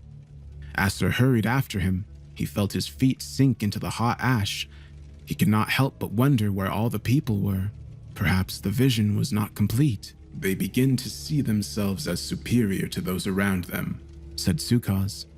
They are ruled over by a living deity, and they feel that they have the divine right to rule over these other pathetic cities. The armies of Zatan Nataz march on them all and burn them to the ground. The two of them finally came to a great courtyard. Aster moved ahead of Sukaz and saw that the paved area had been ripped apart and that great pits had been dug into the earth. Moving towards one, he saw that it was not a pit, but a mass grave. 100 charred skeletons filled the pit to its very brim. He saw movement at the center of the courtyard, and his attention was torn away from the bodies. The smoke cleared, and he could see a banner flying proudly. It was bloodied and torn, but the symbol of the black sun could still be seen emblazoned on it. What once inspired faith will now only instill fear, said Sukaz. Aster felt rage begin to boil up inside him, but he could not tell what it was directed at. Was it at the men of this future? Sukaz? Himself? No! Screamed Aster. The people of Zatan Nataz would never do this. I have lived there my entire life and have never once doubted that they were good people. You still believe that after knowing what has transpired there for 5 years? Asked Sukaz. Your naivety is amusing, if nothing else, I must say. Even if our leaders have fallen to corruption, the people will not, said Aster. Sukaz smirked and shook his head. So, once again, let us presume you are right. Your precious people are faultless, and they spend their golden age doing wholesome, peaceful things. Aster struggled to keep a calm facade in response to Sukaz's mocking tone. Do you trust the people of the surrounding cities just as much? As he spoke the words, the city around them blurred and changed. The sound of flames died down and was replaced with another sound. Metal striking metal. The men of the surrounding cities see your great wealth and power. And as always happens, they are filled with envy and fear. They will try to crush you. As the scene around him finally stopped shifting, Aster found him and Sukaz standing in the market quarter of Zatan Nataz, beneath one of the great fountains. The water ran red. Among them, soldiers fought madly. The guards of Zatan Nataz were outnumbered and outmatched, but they struggled on, more falling each second. The soldiers attacking them had many different sigils on their armor. They will succeed, said Sukaz. He motioned for Aster to look behind him. Aster did so and saw the body of the goddess once again. Her heart was removed and the body had been decapitated. Aster fell to his knees, seeing the streets of the oasis city full of death. He closed his eyes and lowered his face into his hands. The noise around him fell silent. He looked up and found himself in Sukaz's study once again, the torch shining dimly from its stand. Aster felt his head spinning. Sukaz stood over him, arms crossed, awaiting a response. Aster met his gaze, glaring back into the bright blue eyes. He rose to his feet and took a deep breath. So, said Sukaz, what is your course of action now? It was almost a minute before Aster replied. I believe in the goddess. I believe in the city of Zatan Nataz, and I believe in all people. I will see your downfall, demon, no matter the cost. There was no trace of uncertainty in his voice. There was not even any rage. There was only a conviction that brought a look of shock to Sukaz's face. Aster shoved Sukaz away from him and went for the door. Stop, said Sukaz. Aster sighed and waited, keeping his back to him. Going to kill me now? He asked. He heard Sukaz's footsteps approach his back. No, said Sukaz. I'm not going to be that kind. Then what do you want? Asked Aster. He felt Sukaz's breath on the back of his neck. You have seen what could happen, whispered Sukaz, but now you must know what will happen. Aster remained silent. I gave you a chance to stop your fool's crusade and live out your days in peace. The same way I gave your priests a chance to save themselves and repent, but they failed to take it, and now so have you. I will not listen to more of your lies, demon. Then listen to the truth, said Sukaz, his voice raising.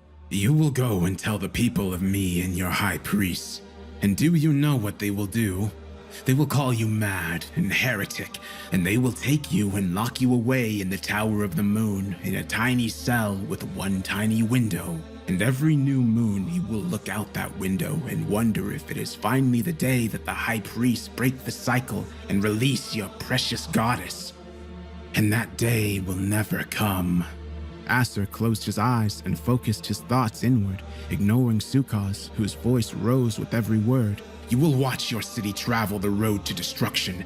You will live out your life in that cell waiting for the day to come, and on your deathbed, you will finally know that that day will never come. Sukaz grabbed Acer by the shoulder and spun him around, screaming directly into his face. Where will your faith be then? Sukaz finally fell silent. Acer reached up and removed his hand from his shoulder. He looked back into the demon's eyes and smiled. The same place it has always been, said Acer. Sukaz glared back and returned the smile. You think you will be rewarded in death as a martyr, said Sukaz, but you do not know the truth. She is not a goddess. She is Zatan Nataz, the very soul of the Oasis City. With every day of slaying, the city decays brick by brick, and when enough bodies have been cast into the pit, your precious city will collapse under the weight of its own pride. You'll have no deity to put faith in. Acer remained silent for a moment. When he spoke again, Sukaz heard something change. It was subtle, almost imperceptible, but it was there. I have learned something here today, Sukaz, said Acer. I thank you. I really do, because if Zatan Nataz is only a city, then there is only one thing left to place my faith in. I believe in the people, and if this city does fall one day, the people will survive it, and you will know that you have failed. Where will your pride be then? Sukaz said nothing as Acer turned and left the room at last. Sukaz thought quietly for a moment, and then smirked. Good luck, man of faith, he said. You will need it. The torch went out, and the room descended back into darkness. My guide stopped talking and began carving once again. I waited a minute for him to resume before speaking. Well? I asked. What happened then? He looked up at me and smiled. There are no records that still remain from that ancient city, he said. I sighed and got up from the campfire. I grabbed a torch and stuck it into the fire. After lighting it, I walked toward the spring a short walk away from our camp. I kept talking as I walked away. So, do you think the place even existed? I asked. There are certain relics that have been found that supposedly come from the Oasis City. I reached the spring, planted the torch into the earth beside me, and drank a handful of water. And there are some that say that deep, deep in the desert, on cold and moonless nights, a strange man appears. I was about to turn back to the campfire when I saw something out of place beneath the water. A strange man with flashing blue eyes. I pulled the torch out of the earth and raised it higher, and they say that if you ask politely, he will tell you a tale. A large slab of stone lay at the bottom of the spring. The tale of the last man of faith in the great, ancient, and forgotten city of Zatan Nataz. On that stone slab beneath the clear waters, I could make out two symbols. A shining golden frond and a large black sun. I turned back towards the campfire to call my guide over to see, but when I looked back, I found that I was alone beneath the moonless night sky.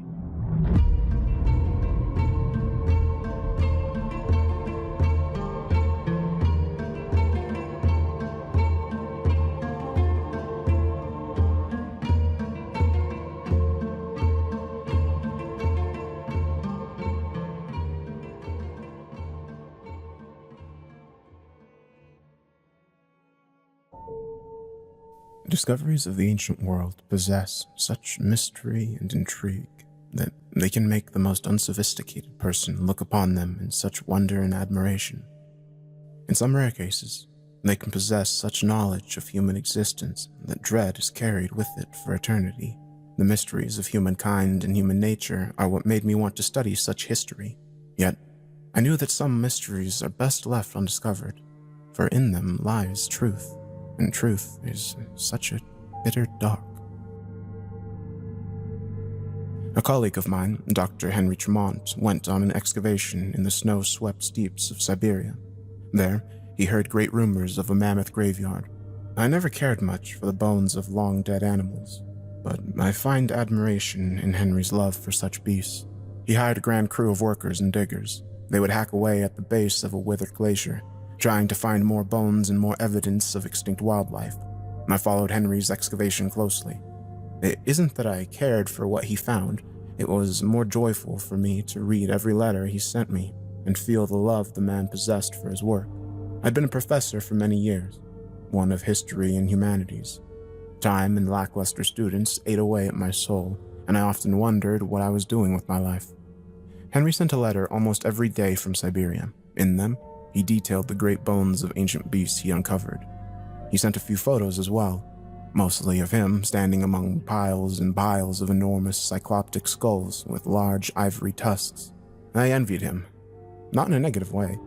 I envied the joy he found. That said, his letters grew more and more interesting and more appealing to me the more he wrote. Often, he'd discuss unknown bones of creatures that he'd never heard of. He collected them, of course, and over the span of months, he had an entire collection of such strange wonders. They were not a complete skeleton, though. Henry admitted to me that he did not think they belonged to the beasts like a mammoth. He was unsure where they came from, but he was certain that he was on the verge of a great discovery. One letter in particular sparked my interest.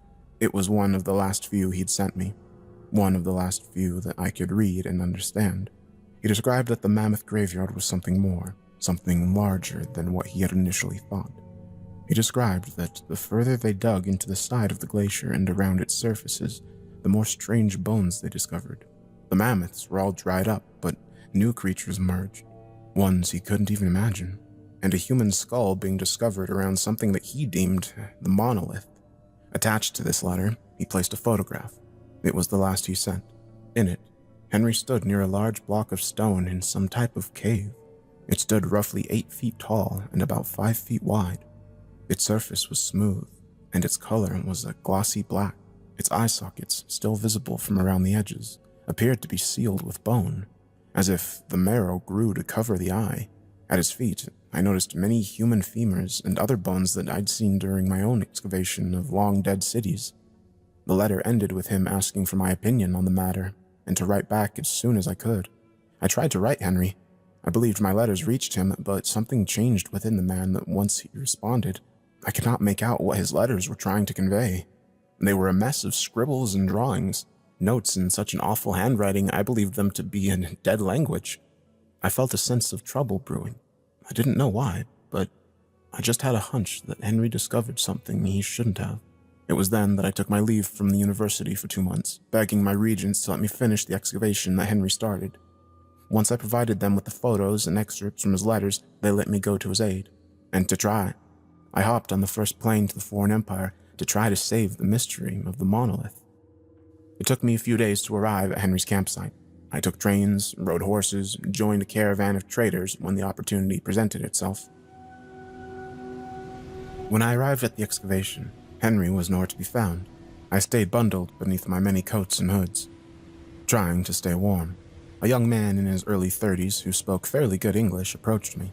His face was covered in dirt and sweat. He looked tired, withered, and frail. He shook my hand as I approached. "I am the foreman here, Dmitri. Who are you?"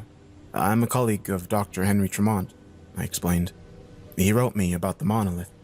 As soon as the words left my mouth, Dmitri's eyes grew wide. His dark pupils fluctuated with nerves, and I could see his heart beating in the arteries of his neck. He shook his head. "You come to see the doctor?" I nodded. "This way." Dmitri took me to the largest tent within the campsite. He threw back the flap as a massive roar of wind came pealing through the grounds. Snow and ice peppered my face, forcing me to bury my nose into my jacket. Dmitri stepped into the tent, and I did not follow, for, in a moment of hesitation, I looked into the dark navy skies overhead. The low-hanging clouds peeled away for a moment, revealing the massive glacier before us. It stood tall as a mountain, great and powerful. Stone and ice covered every side of the massive structure. It loomed over us, an ancient structure of nature, so powerful that even the sight alone almost stopped my heart. It wouldn't be until I heard the foreman snap his fingers at me did I break my gaze and step into the large tent. Inside, it wasn't much warmer. A fire did sit within a small makeshift furnace in the center of the room. It was the only light source after Dimitri closed the flap behind me.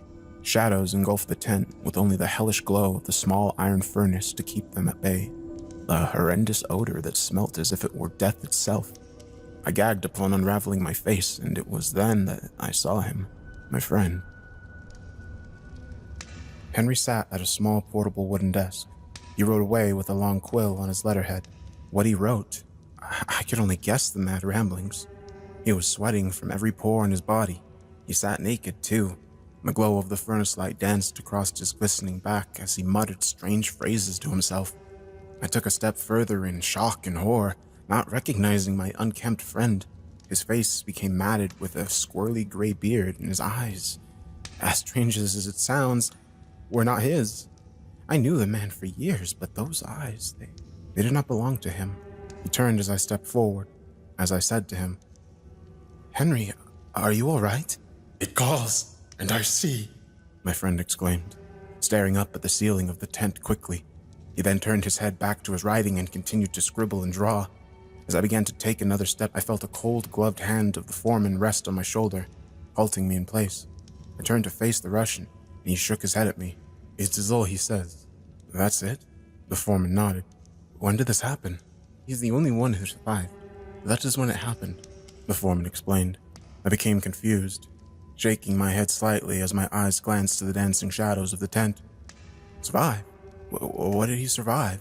The touch of the shape. He demanded 15 workers help him move the black slab. They all perished. He survived its touch, the foreman said, shifting his gaze from me towards the naked doctor at his desk. He continued. They screamed wildly for a few moments before falling into the snow. Dead. All of them dead, but the doctor. He survived and only says that it called to him. I became even more confused. The monolith was nothing but a structure made of black stone. It had to be created by man, ancient man, and such powers were something that I never heard of other than stories from ancient desert treasures. I fiddled my fingers as I thought, trying to piece together some sort of rational explanation. It was then that I looked to the foreman and asked, "May I see it?" He shook his head. "I don't like to go there." "Why?" "It is such a discovery." The foreman looked at me, removing a hand-rolled cigarette from his jacket. He held it to the flames of the furnace before placing it in his mouth and taking a deep puff.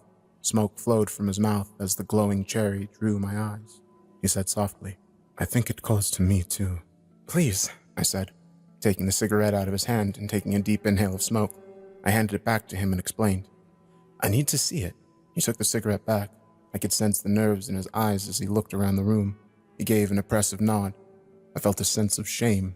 I cannot explain it, for I came to visit my friend, but upon the very sight of his unkempt state, I could not bear to witness him, for pity filled my heart. My friend, one of the most brilliant men of all, became nothing but a rambling mess. I thought of some of his great work, thinking fondly of his wisdom and knowledge. All the while, Henry continued to mutter in the corner, "It calls to me. It calls to me, and I see. It calls to me, and I see. It calls to me, and I see." The foreman and I walked through the piles of bones and skulls of long-dead animals, the enormous skulls of mammoths all faced inward on a path towards the excavation site. Not a worker did their job. They all lingered about the camp. A few men sat atop the skulls, muttering to themselves and singing old folk songs, wondering how the hell they would get out of such a dreadful place. The glacier loomed before us, and at the end of the long, snowy path, I could see a small tunnel carved into the side. The surface before it sank in from months of digging. We walked along the scaffolds and other makeshift walkways just to get to the tunnel's entryway. Looking down into the dig site, I could see hundreds of bones. Most were animal. I knew that much. Others belonged to human, but I felt that some fossils belonged to the unknown. I told myself I was biased because I was going off Henry's crazy words. Yet, the twisted, gnarled bones did not fit any description of anatomy for any living creature that I knew of. As the two of us stood in front of the tunnel, Dimitri turned to me and said, Remember, Professor, do not touch it. I nodded, staring into the dark tunnel before us.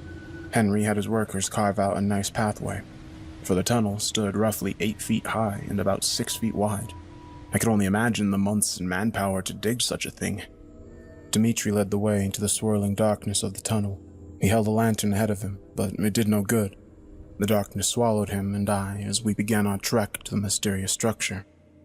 The tunnel did not extend deeply into the glacier. In fact, it felt like we only walked about 50 feet or less, though, as I turned my back towards the entrance of the tunnel, I could not see the dark gray light of the early evening.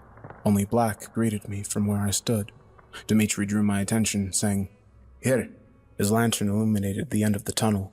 Henry's workers had extended the area at the end, making a large circular-shaped room that was big enough to walk around. In the center of it stood the mighty monolith that I had heard so much about. It was taller than I had expected. I could not see the top of it, for it extended into the rocky surface of the glacier. Its sides were perfectly cut through, smooth to perfection as well. The material that made up the black slab appeared to be obsidian, a glossy volcanic stone that glimmered under Dimitri's lantern. I stepped away upon seeing it. My heart could not bear such haunting beauty. The foreman turned his back as his eyes met the structure. He set his lantern on the ground and moved towards the way we came, keeping his back turned. As the light of the lantern hit the floor, I could see the skulls and bones of ancient humans. They were balled into fetal-like positions all around the monolith. I was unsure, but it appeared as if they were buried right atop the others, as if for some sacred structure. All their eye sockets were sealed shut with an unnatural bone growth. I stared into the black obsidian. I watched as the light of the lantern danced across the immaculate smooth surface. I approached slowly, in awe of such wonder. I moved around its side, inspecting the back end. It was the same as the front, yet in the unlit shadows, the back end sat flat in color, not glistening under any amount of light. It appeared to be an empty void.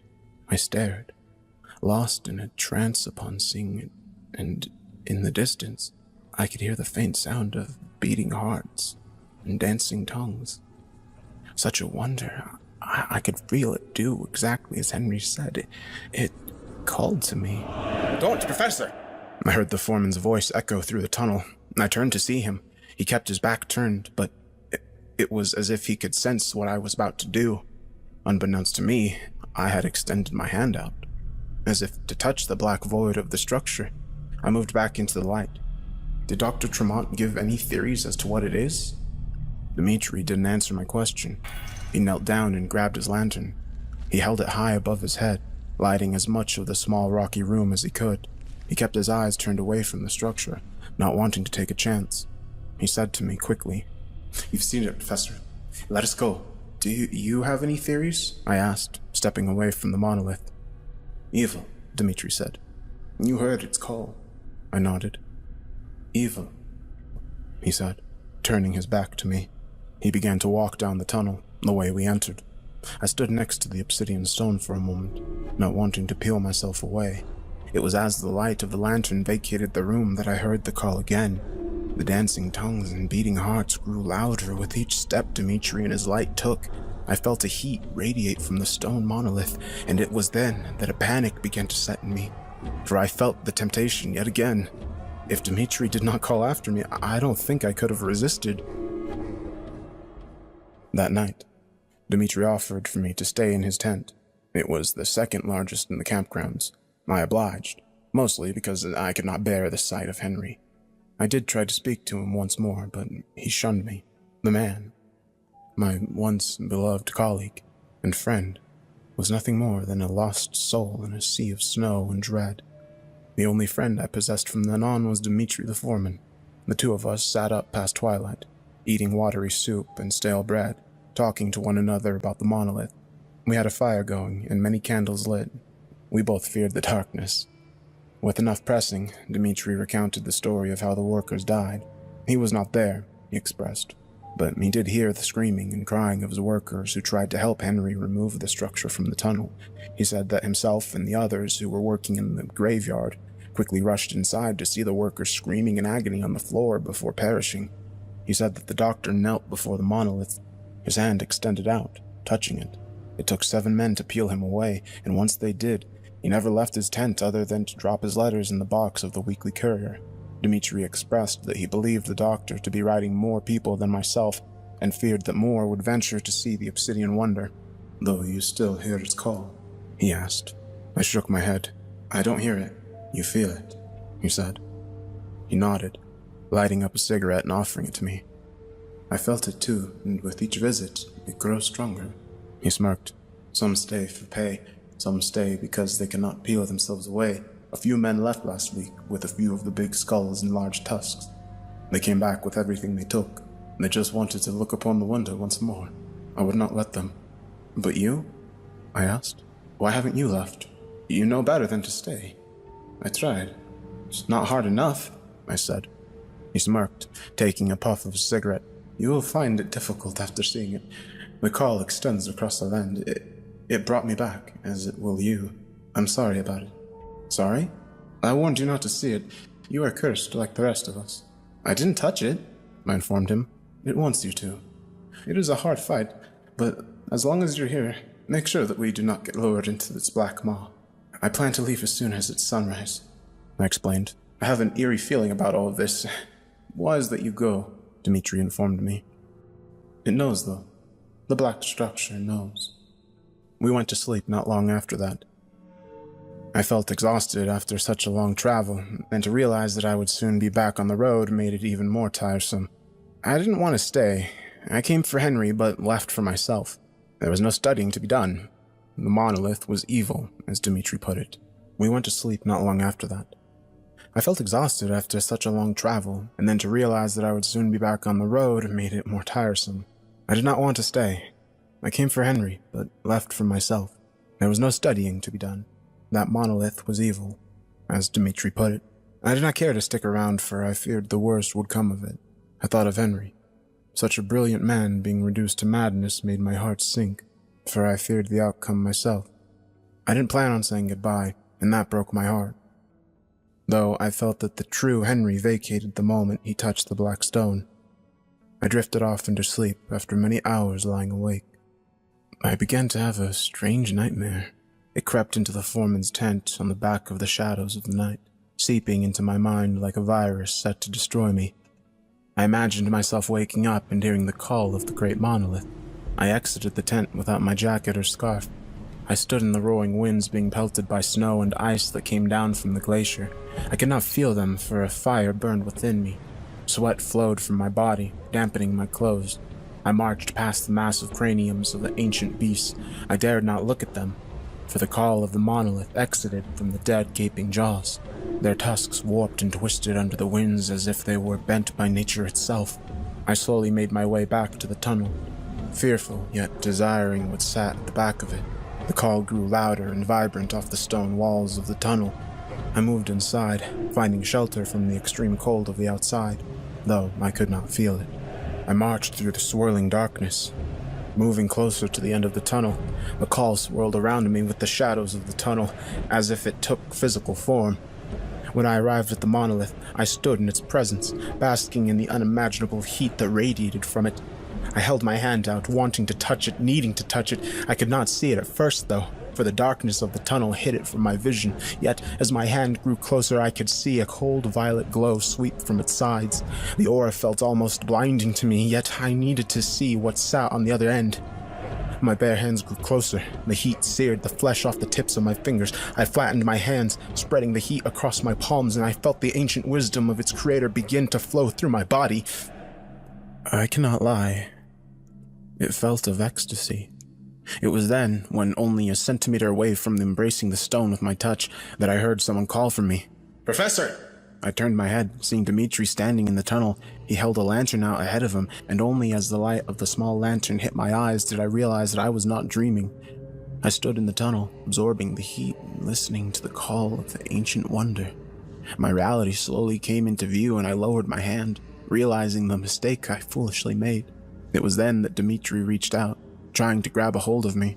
As if they were living, crept from the shadows and somehow tripped the oncoming Russian. He fell forward towards me and I tried to catch him. His lantern hurled my direction and shattered against the obsidian structure. Flame and oil covered it instantly, causing me to flinch and move out of the way.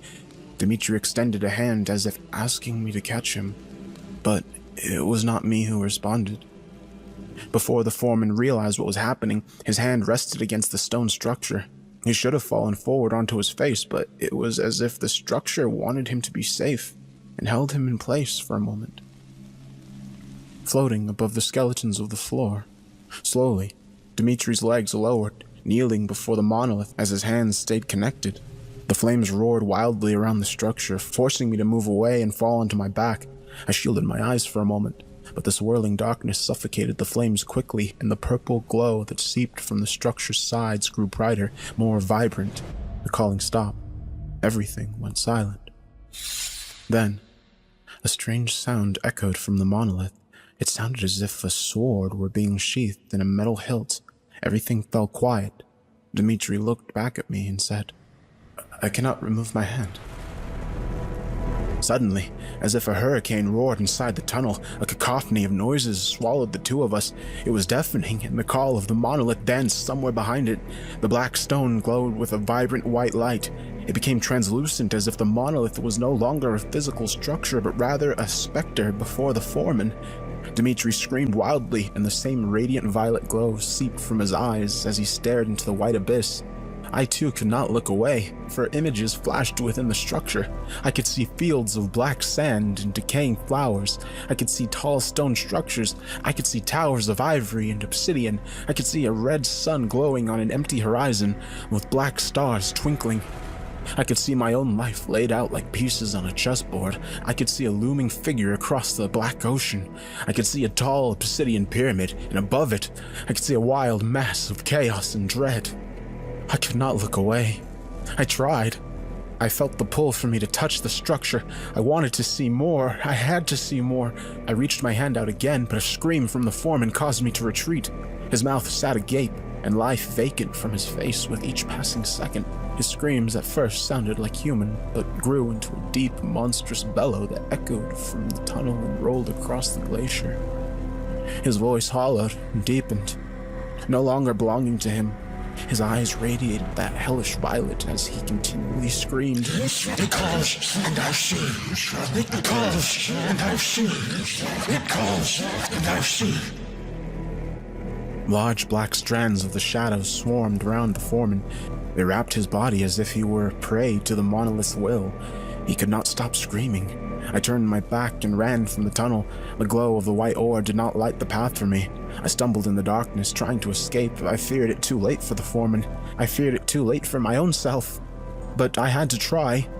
I stopped for a moment, feeling the guilt of abandoning the man. I wanted to save him. I had to try and save him.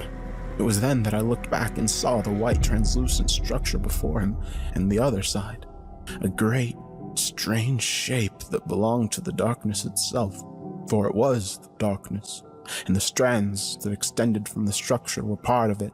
Dimitri continuously screamed. I wept, backing away to escape. I shouted repeatedly as I ran, "I'm sorry! I'm sorry! I'm sorry!" As I exited the tunnel, the entirety of the camp sat awake. They all exited their tents, and I could see them looking up towards the glacier in amazement. Some cheered, while others bowed to the will of the monolith.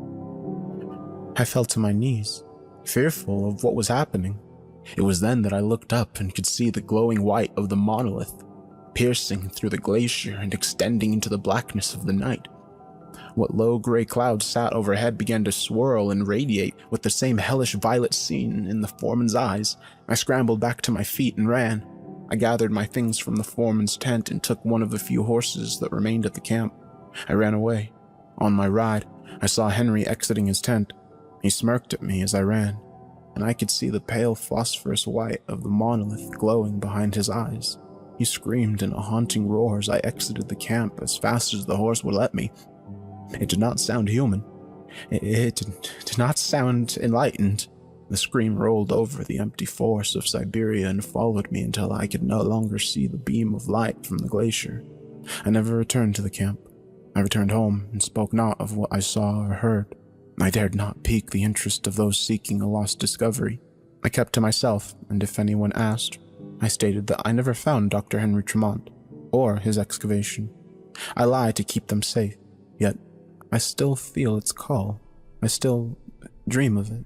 I wake up in the twilight to haunting screams of Henry and Dimitri, I envisioned myself in the dreamscape steeps of Siberia again, walking the cold, skull-lined path towards the glacier. The workers are all there, their eyes glowing with the violent aether of the structure. The white aura calls from the black void of the tunnel. I can feel its call, those deep drums and dancing tongues. Upon entering the tunnel, I see Henry knelt before the monolith. Dmitri and an assortment of workers are with him. The band of them are nude and worshipping the ancient structure. Their eyes are burnt away from their skulls, and only a glowing violet sits within their hollowed sockets. The call flows from their mouths. I can hear what they say. It calls, and I see. It calls, and you will see. I approach, holding my hand out to the monolith. The glowing violet aura of the white light from the shimmering stone showers my cold body, setting my innards ablaze. The same images flash before me, and just as I think that I see what truly lurks on the other side, I awake in a cold sweat. I scream some night, fearful of what I witnessed. Just before I fall back asleep, I can hear the call again. My heart stops. For some mysteries are better left undiscovered.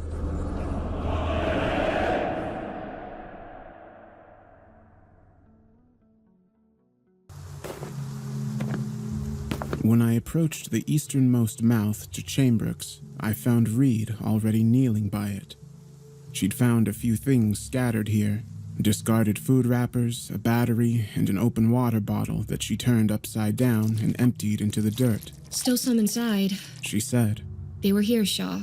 This is the place. This entrance to the caverns of Chambrook's, interestingly, was small enough that only one of us at a time could fit through the gap.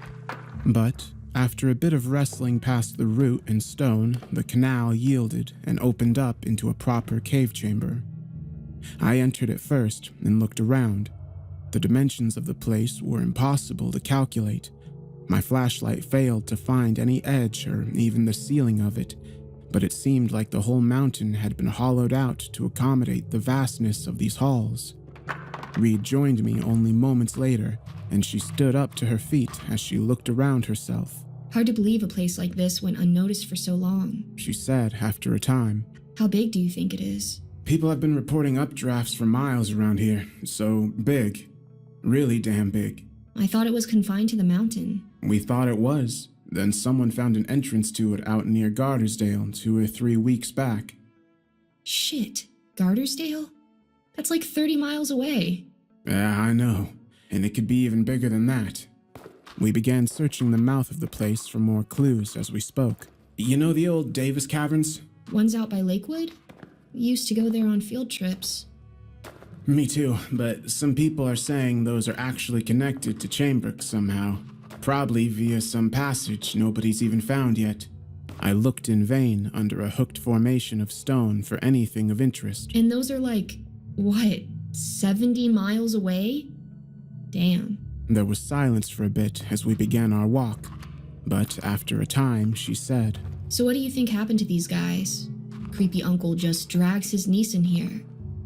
For what? I don't know. I helped her through a tight passage as we exited the opening chamber and followed her through. Apparently they go on little adventures like this all the time together, but they're usually little afternoon outings, you know? I'm back by 9 type of things.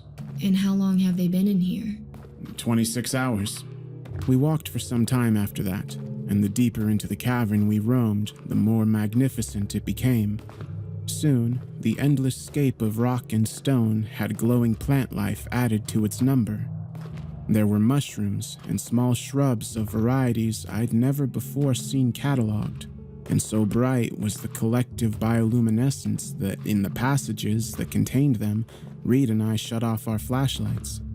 She snapped photographs of the things as we passed them by. But the curious flora was far from the only thing to be found in Chambrook's that stole our breath. About 2 hours into our search, we found a new chamber of utterly unspeakable size. It stretched far off into the darkness at its northern side, and at its base, it featured a small patch of woods upon a hill kept alive both by a sunbeam that filtered in through a hole in the top of the ceiling and by a river that split the floor down the middle. that was itself fed by a waterfall pouring in from the westernmost wall of the place. We spent as much time there as the assignment could afford before moving on. Shaw, take a look at this. I left my unfruitful corner of the chamber I'd been searching and ran to her side. What is it? Look. She handed me a notebook page covered in dirt on which words had been scribbled. I took the thing, and she provided the flashlight, and together we read it in silence. Today, after months of scouting out these halls, I am at last confident enough to bring along with me my niece Meredith. She is none the wiser about the nature of this expedition, and neither are her parents. So trusting of me they have become. But it is no matter. Soon all of them will know why it is necessary. There was a pause before Reed looked up and said, Wait, did this Graham guy just abduct the girl? I thought they had a good relationship. I did too. You think she's in danger? We wouldn't be here if she wasn't, and before Reed could respond, I knelt down and picked up a small piece of paper that had been discarded on the floor. Then I looked up and forward and saw another such piece, and another, leading to the end of this chamber and beyond, past where the thick darkness consumed everything a short ways off. It's a trail. Come on. The paper trails took us deeper and deeper and deeper still into the depths of Chambrix. In some of the chambers through which Reed and I passed, there again were those glowing plants, and we walked with ease. But in most of the tunnels, it was suffocatingly dark. Even with our flashlights, we tripped and stumbled and felt around the walls with our free hand. The rocks here were sharp and tall and wide. Some hung low, others jutted out to the cavern floor. Others forced us to shimmy in between them, and still others seemed to leap up at us out of the darkness itself. We moved slowly and we moved deliberately, but always there was more paper to follow. After another hour of such frustrated movement, Reed stopped and knelt and picked up another full page. Look here. Another one. And we read it in the same fashion as before. Meredith has grown restless and inquisitive. I love the girl. I love her dearly, in fact, and wish I could answer her questions about our destination and purpose for coming here with honesty, but I cannot bring myself to do that. All I have to comfort me in this place is the knowledge that her pain, when it begins, will run its course swiftly. Mine will linger, but that is the price I must pay. This is not at all what they made it sound like when we took this job. I know. There was a heavy pause before she said, He's gonna hurt her, isn't he? Yes. From that point forward, both the nature of our job and the nature of the cave itself took on a macabre quality. No longer was this place the destination of a mere ill-fated spelunking trip. It was a place, I felt, where horrible things had either happened or were about to happen. And still, despite this new urgency to rescue the girl, we could only move at the pace allowed by the cavern itself. That same slow, torturous, plodding rate of speed, tripped up by all manner of rock and stone and low-hanging things. And long periods of such advancement were broken up only by the finding of paper crumbs. But it was another hour before we found the next full page in the floor of the first wide-open chamber we'd seen in some time. This time it was Reed who held and illuminated the note, while together we read its contents. Meredith's resistance to my instruction has now exceeded mere words. She has now actively tried to escape. I caught her with ease, of course, and her pounding fists upon my back as I hauled her deeper into Chambrix are of little concern, but still it breaks my heart. Her faith in me, her dear uncle, has been destroyed. Over and over I tell her, although without much success in calming her, "Worry not, little one, worry not. The god of the deep will see you soon, and he will. Gal ish mortis sept athsuthet, gal ish mortis Wolfengrang." Wolfengrang? The god of the deep? But I didn't respond to that. Already, I'd moved on to something far more otherworldly and every bit as unnerving as the contents of that page. "Reed," I said after a time, "look at this." and when she joined me, I shined my flashlight across a great stone formation that marked the far end of that chamber. There stood tall and fast a massive wall of stone that was far too smooth to have been a naturally occurring formation, except in regards to the ancient carvings that graced its upper and lowermost edges, and the pillars spaced at flawless intervals, and the threshold of a great door at its center. Looks like we're not the first to find this place after all. We observed the wall for a time more before I added, I mean, how far down are we? A mile? 2? At least. Shaw, something like this must have been built when this place was closer up to the surface. That means thousands and thousands and thousands of years ago. Likely before the mountain formed. Maybe before recorded civilization itself. I said nothing to that. There were no words to be said at such a thought. We only inspected the wall some more and snapped photographs of it, and then in through the great door we went. I have arrived. Read the next page we found on the floor of the mighty hall of whatever place we'd entered. At last I have found the lost halls of Sul Galith, a temple of the slumbering dread. I bring sacrifice to this place in the name of Suthet. Awake from your slumber and walk again upon the earth. There's that word again. Wolfengrom. Graham seems to think there's some sort of god that lives in this place. And look here. She held up the note to me, and by the light of my flashlight, I read the indicated passage. With sacrifice. Shaw, I think he brought Meredith here to kill her. I know, and I think she's the one who's been ripping his notebook apart and leaving a trail so someone would find her. Then I looked up and around the place in which we stood and said, the Temple of Sul Galith. Is that where we are now? I don't know. Together, we shone our flashlights around the place and saw more walls stretching up past where the light beams could reach. In the center of the ceiling was a curious and monstrous contraption, and on the walls there were great carvings that told a tale. We looked at each other, then stepped forward to get a better look. The first image etched into the stone nearest the door seemed to be of a clawed hand descending from a storm cloud and releasing upon the earth 6 terrible and monstrous creatures. Around where the beast fell were men in cloaks and masks who appeared to be worshipping the great hand. Reed and I paused on this image for a time before she said, Looks like some kind of ancient, evil god sending his demons to Earth. Maybe that's the hand of this Suthet thing Graham's got going on. I don't know. Possibly. And maybe Graham fancies himself as one of these guys here, I said, and I pointed to the picture of the cult with their upstretched arms. Reed concurred. After another moment of inspection, we moved to the second picture, a short ways to the right of the first. This one depicted what appeared to be the same beasts bringing great cities to ruin and slaying with ease the armies that were dispatched to destroy them. Urging them forward from the rear was the same cult from the first carving, and they in turn seemed to be commanded by another masked figure who stood on a hill and who was himself being puppeted by the hand. Looks like some kind of great war. More like a massacre. And we moved forward, but the third image, now on the next wall to the right of that with the door, depicted the rising up of a new force of men. They were depicted as heroes.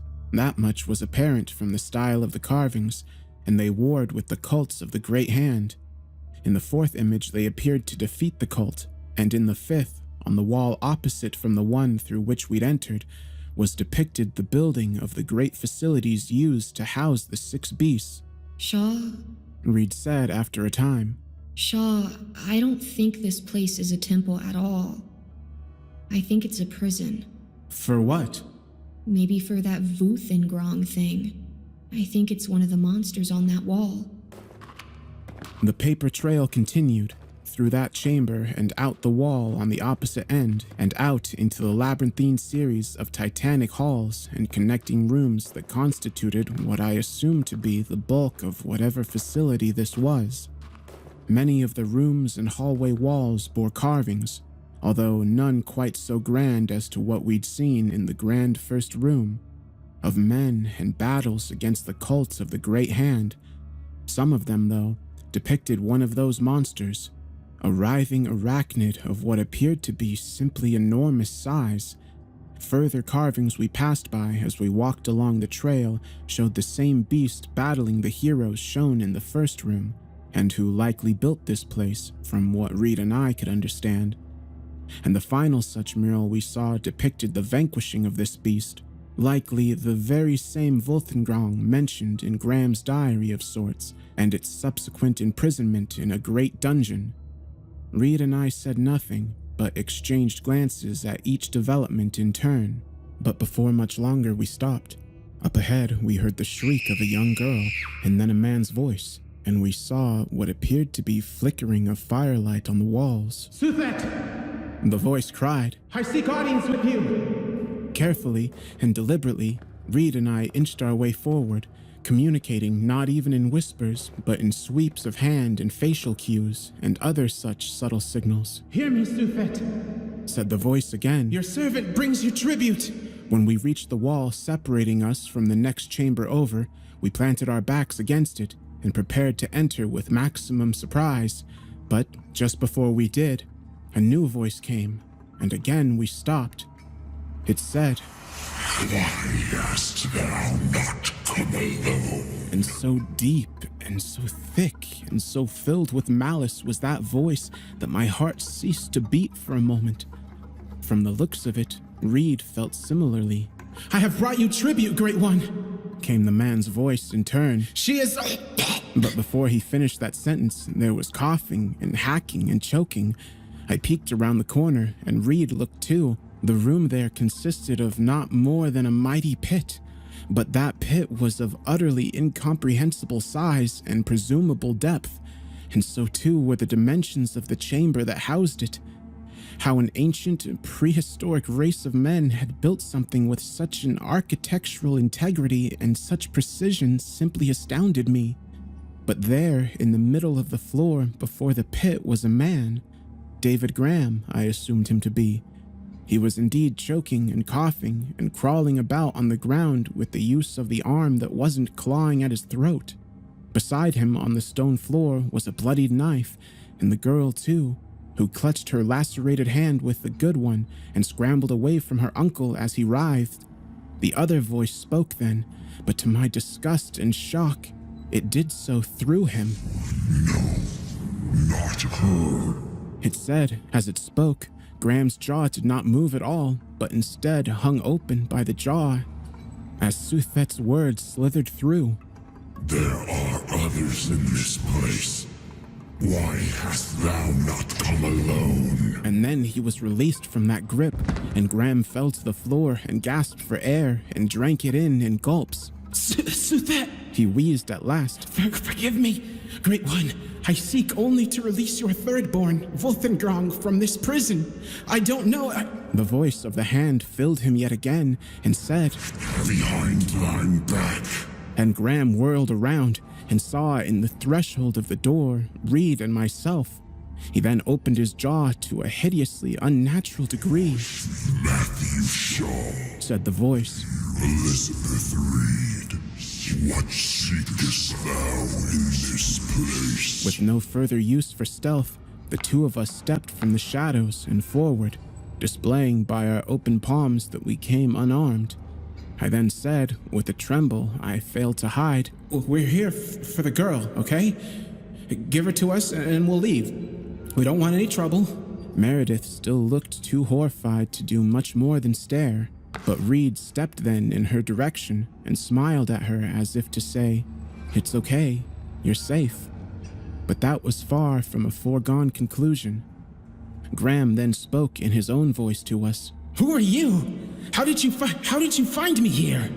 You did all the work scouting this place out, and your niece here was smart enough to leave a trail for us. I held up one of the pages from his notebook, and when he saw the thing, he scrambled for the pad in his own pocket. He then pulled it up and counted the missing pages and the torn ones. He then turned to his niece. Bitch! He screamed, and then he lunged for her, but both Reed and I flew in between them as Meredith screamed again and cried, me in front of her and closest to the charging Graham. Before he could stop, I threw my fist into his face and he fell unceremoniously to the floor. And then the voice again wreathed itself in Graham. It said, Mortal filth, a servant of mine you're not. Your tribute is unworthy. and again the voice released him. Graham now spoke on his own and cried out to the ceiling. No, Suthet, please, don't forsake me in this place. Your third-born sleeps in this temple, does he not? The others of your order seek the awakening of the other dreads as we speak. From what I hear, your second-born, Vithring, has already been awoken in the sea. The moonlit dawn is upon us. Let me play my part. Allow me to redeem my foolishness in service of you, Great One, and awaken Wolfengron in this temple. As we watched, the voice again consumed the essence of David Graham and said through him, I require a proper blood sacrifice. Fetch for me this, and I shall grant thine request. Graham stood up again, and after spending a moment to ruminate on those instructions, grabbed the knife up from the floor and slowly advanced in the direction of Reed and Meredith and myself. Graham, I said, listen, I don't know what that thing was, but you don't have to do this. Just put the knife down and we can all walk out of here together, okay? No one has to get hurt here. You heard the Great One. He demands a proper sacrifice. This isn't a temple, Graham. Didn't you see the carvings? It's a prison for whatever lies in that... Shut up! Just shut up! I've come too far to just... But I lunged at him first and tackled him and grabbed the wrist of the hand that held the knife. Meredith screamed, Reed screamed, Graham shouted, and I gripped my teeth as the pair of us rolled around the floor near the edge of the pit. With one hand still holding down his armed hand, I planted my knee in his chest below the throat and threw my fist into his face once, twice, 3 times. He spat blood but showed no signs of submission. Instead, he shrieked, Suthet, help me! But Suthet never came. It was just me and him, rolling and wrestling near the edge of the mighty hole in the stone. Eventually, I wrenched the knife free and tossed the thing into the pit. But when I sacrificed my focus to do that, Graham socked me in the jaw with his free hand, and backwards I reeled. Then it was him on me, and he wrapped his hands around my throat and screamed and throttled. I felt my vision blur and darken as I struggled. In the background, as I faded, I heard 3 things. One was Meredith screaming and crying with her back planted against the far wall. The second was Graham himself saying, Here, Suthet, see my service. Accept this sacrifice and release your thirdborn. But the third wasn't Suthet's response. It was pounding footsteps, and then Graham looked in their direction. He had not even a second to process the sight of Reed charging at him before he received a knee to the nose. The impact sent him tumbling off me and over to the edge. He flailed and he gasped and he reached for a grip, but he found none, and over the edge of the pit he went as he screamed. I gasped for breath as Reed and I crawled to the edge. We saw him falling some more, before we heard a bizarre squish, and then a brief silence. And then, from the bottom of the pit, we heard, in Suthet's voice now, Well done. I find this tribute worthy. And he laughed, a deep, guttural bellow into which the already dead Graham threw his back. And then there was a deep-set rumbling in the depths of the earth that grew only louder and louder and more powerful as it went. Before long, the whole place shook and heaved and tossed itself back and forth and back again, and bits of rock fell from the ceiling in showers, and neither Reed nor Meredith nor myself could find it in ourselves to stand upright and stay upright for the duration of the earthquake. But over the din of it, I heard Reed say, This whole fucking place is gonna fall apart! Come on! And she grabbed me and pulled me to my feet. And she ran then to Meredith and did the same to her, and out the door the 3 of us went. I stole a look behind me as we fled, and saw a hair-covered leg the size of a small building reach up out of the pit and plant itself with breathtaking force on the surface where we'd been not a minute earlier. Then came another leg, and another, and another. As we ran, and as I watched it, we passed under the great hallway arch depicting the imprisoning of exactly such a creature, a mammoth arachnid of truly incomprehensible vastness that had slept in that pit for uncountable millennia. Come on! Reed said as the three of us thundered down the hall, but behind us, Volthengrong had already emerged in its entirety from the depths of its prison and given chase. It was a hideous, treacherous-looking thing. It had bulging, nearly human skin and a sextet of night-black eyes and coarse hair as sharp and formidable as spears. Its footfalls shook the whole of the earth, and although the walls were large enough to accommodate its size, many doorways that separated those halls were not. Yet even so, it smashed through them with ease. So powerful was its momentum and sent the stones hurling. On several such occasions, we had to dodge pillars of stone as they fell nearly on top of our heads. But then we passed under the arch, depicting the vanquishing of exactly this creature. I remembered much of it from our first pass-through, and what details I missed then I gained now. That fight had occurred, I realized, in the main hall in which we'd entered. Reed! I said as we ran, and in between shallow breaths. But she only said back, Come on! and continued her run with Meredith's hands in hers. Reed! And then she did turn, evidently stunned that I'd chosen this time among all others to converse with her, but I ignored her irritation. We'll never outrun that thing! I said, Well, what the fuck do you suggest? The main room, the contraption, remember? We don't have time for this. Reed, listen to me! Do you remember the contraption in the main room, or don't you? She thought for a moment as we passed under a new arch and down a flight of stairs. Behind us, Volthengrong smashed through a series of walls. After dodging more debris, she responded, Yeah, I think so. I think that's how we kill this thing. What the hell do you mean, kill it? Look at the size of that thing! I turned around, and as if on cue, the great spider destroyed yet another wall and reared up as if to pounce. Its underside was even more mangled and hideous than the rest of it. It was filled with writhing sacs and pulsing growths of undeterminable purpose that stunk of all rot and disease and the scars of 1,000 battles and more. At its back was a stinger that dripped black with venom. I know, I said as we swept through an alcove and tore towards the very room in which the contraption was set. but I'll say it again. That's why we can't outrun it.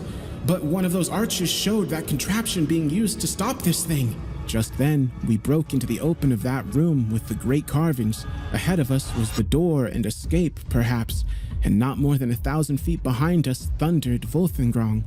And to our right now was a great staircase that led up to a platform on which that strange contraption sat. I looked up at the thing, a great bow, or a ballista from the looks of it, with a loaded bolt the size of a building. And then back down at Reed and Meredith. Get her out of here, okay? Reed turned without stopping her flight and called out. What? Get her out of here! I said again. What the fuck are you doing? Killing a dread. This place wasn't just meant to trap it. And I ran for the steps and launched myself up them 2 at a time. Damn it, Shaw. We don't have time. But she never finished that sentence. Just then, Volthengrong tore through the last of the walls separating us from itself. I shouted once again to Reed. Go, goddammit, move! And finally she did. She grabbed a howling Meredith, and together they fled through the great door through which we'd entered. Just as I reached the top of the platform, I ran my hands over the mighty weapon and found its grip and its trigger. Already the shot was loaded. All right, now what? And just then I found the wheel on the side of the thing used to turn and aim it, and gripped it by the handle and began to spin it counterclockwise. Slowly the thing turned and dipped. Volthengrong, for its part, had noticed me, and fortunately given up its chase of the 2 girls. Instead, it reared up on its monstrous hind legs and bellowed so loud my eardrums nearly shattered. But by the time it begun to charge, it was too late. The great arrow was already aimed at its midsection. Come on, you son of a bitch! And I pulled the string I assumed to be the trigger, and with a deafening thump, the arrow was shot. It took only a moment to find its target, and when it did, it impacted the beast with such a stunning force that it lost all its footing, and the whole of its mass was thrown backwards into what was left of the wall it destroyed to get here. It howled again, a breathtaking, audible force that again nearly deafened me, and then writhed and did its unworthy best to dig out the bolt from its heart. Meanwhile, I wasted no time at all. I flew down the steps even faster than I'd ascended them, 3 or 4 at a time, often leaping and not stepping. And when I reached the ground, and just as the beast was throwing itself against the pillars holding up the ceiling, I took off across the stone floor and threw myself out the door of the place. Behind me, as I landed on the floor of Chambrix, I heard more thunderous crashes. And then the wall splintered and chipped and crumbled and fell with all its architectural majesty. But it was no matter. This place had served its purpose. I closed my eyes and began to breathe. Behind me, I heard 2 pairs of footsteps running away. It took us another 4 hours to exit the cave. Fortunately, we'd left the paper trail behind for exactly that purpose. And when it ended, we were close enough to the mouth of the caves to find our way out. We exited the place just before dawn and began our walk back to the truck, parked another quarter mile away. Thanks. What's that? Just wanted to say thank you Meredith said. for getting me out of there. Hey. Yeah, of course. That's why we went in there. I know. Still, though. Thank you. And before we could respond, she went digging in her side pocket. After a moment, she took out another page from the notebook. I kept this one. Thought it was interesting. But maybe you guys can use it. She then handed us the thing, and we unfolded it.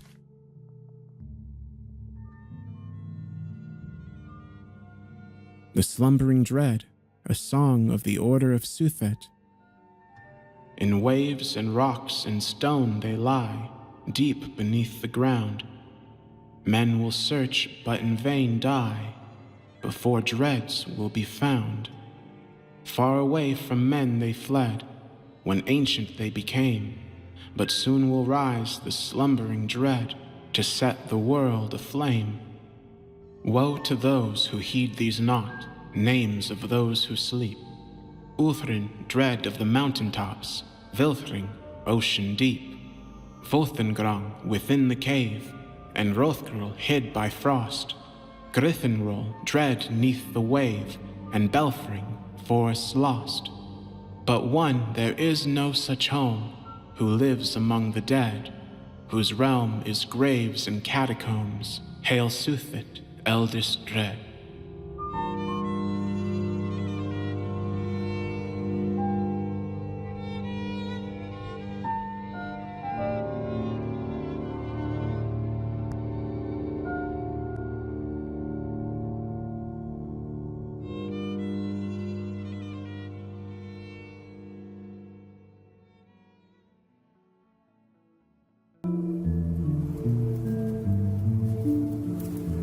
I don't know when you're going to hear this, but I can tell you when it started.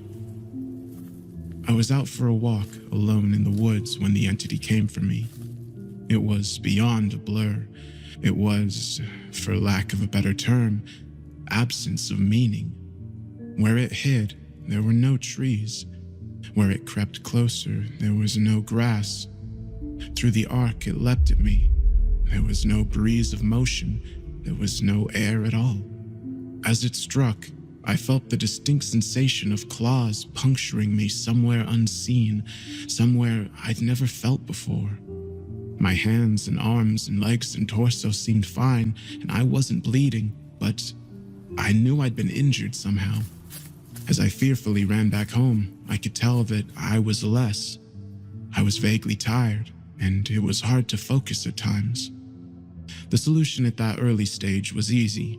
A big cup of coffee helped me feel normal again. For a while, that subtle drain on my spirit became lost in the ebb and flow of caffeine in my system. You could say my life began that week, actually, because that was when I met Mar. She and I got along great, though, to be honest, I'm pretty sure I fell in love with her over the phone before we even met. It was almost as if the strong emotions of that first week made the entity fight back. It was still with me, latched on to some invisible part of my being. The first few incidents were minor, and I hardly worried about them. The color of a neighbor's car changed from dark blue to black one morning, and I stared at it before shaking my head and shrugging off the difference. 2 days later, at work, a coworker's name changed from Fred to Dan.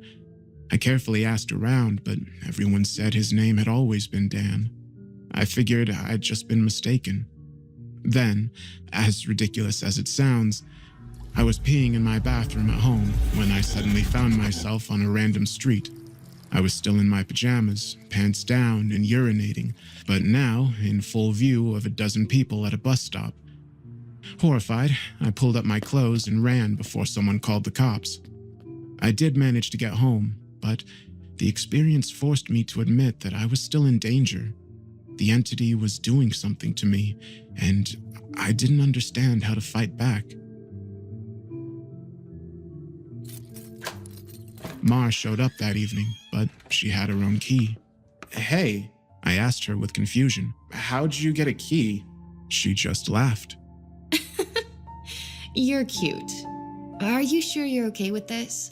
She opened a door and entered a room full of boxes. I know living together is a big step, especially when we've only been dating 3 months.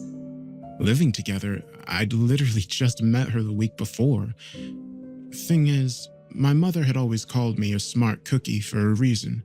I knew when to shut my yap. Instead of causing a scene, I told her everything was fine, and then I went straight to my room and began investigating. My things were just as I'd left them, with no sign of a 3-month gap in habitation, but I did find something out of the ordinary. The date. I shivered angrily as I processed the truth. The entity had eaten 3 months of my life. What the hell was I facing? What kind of creature could consume pieces of one's soul like that? I'd missed the most exciting part of a new relationship, and I would never understand any shared stories or in-jokes from that period. Something absurdly precious had been taken from me, and I was furious. And that fury helped suppress the entity. I never imbibed alcohol. I drank coffee religiously. I checked the date every time I woke up. For 3 years, I managed to live each day while observing nothing more than minor alterations.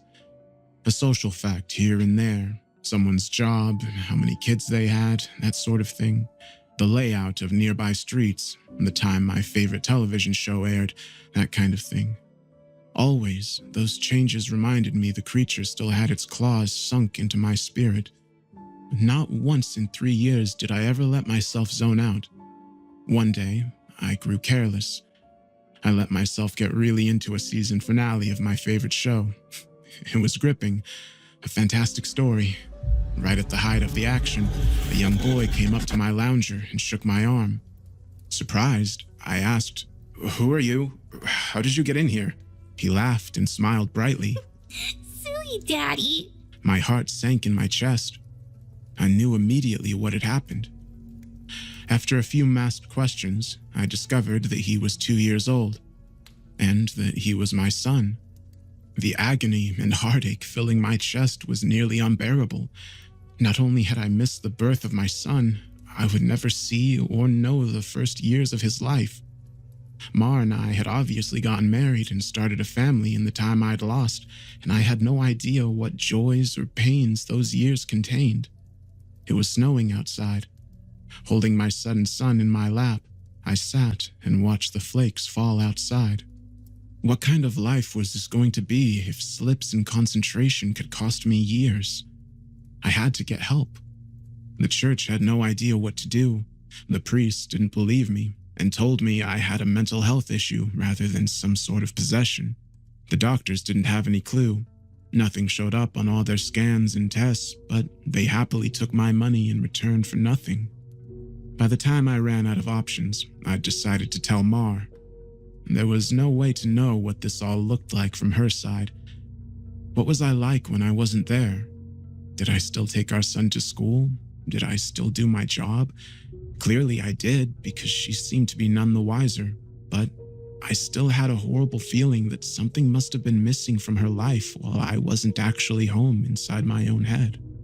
The night I set up a nice dinner in preparation, she arrived, not by unlocking the front door, but by knocking on it. I answered, and found that she was in a nice dress. She was happily surprised by the settings on the table. Fancy dinner for our second date. I knew you were sweet on me. Thank the Lord I knew when to keep my mouth shut. If I'd gone on about being married and having a son, she might have run for the hills. Instead, I took her coat and sat down for our second date. Through carefully crafted questions, I managed to deduce the truth. This really was our second date. She saw relief and happiness in me, but interpreted that as dating jitters. I was just excited to realize that the entity wasn't necessarily eating whole portions of my life. The symptoms, as I was beginning to understand them, were more like the consequences of a shattered soul. The creature had wounded me, broken me into pieces. Perhaps I was to live my life out of order, but at least I would actually get to live it. And so it went for a few years, from my perspective. While minor changes in politics or geography would happen daily, major shifts in my mental location only happened every couple of months. When I found myself in a new place and time in my life, I just shut up and listened, making sure to get the lay of the land before doing anything to avoid making mistakes. On the farthest flung leap yet, I met my 6-year-old grandson, and I asked him what he wanted to be when he grew up. He said, "A writer."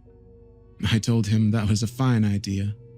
Then, I was back in month 2 of my relationship with Mar, and I had the best night with her on the riverfront.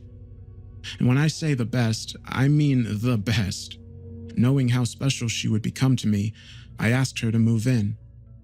I got to live through what I'd missed the first go-around, and I came to understand that I was never mentally absent. I would always be there, eventually.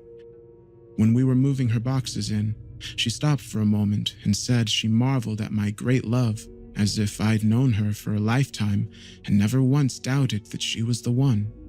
That was the first time I'd truly laughed freely and wholeheartedly since the entity had wounded me. She was right about my love for her, but for exactly the reason she'd considered a silly romantic analogy. I had known her for my whole life, and I'd come to terms with my situation and found peace with it. It wasn't so bad to have to sneak peeks at all the best parts ahead. But, of course, I wouldn't be recording this if things hadn't gotten worse. The entity was still with me. It had not wounded me and departed like I'd wanted to believe. The closest I can describe my growing understanding was that the creature was burrowing deeper into my psyche, fracturing it into smaller pieces. Instead of months between major shifts, I began having only weeks. Once I noticed that trend, I feared my ultimate fate would be to jump between times in my life, heartbeat by heartbeat, forever confused, forever lost. Only an instant in each time meant I would never be able to speak with anyone else, never be able to hold a conversation, never express or receive love.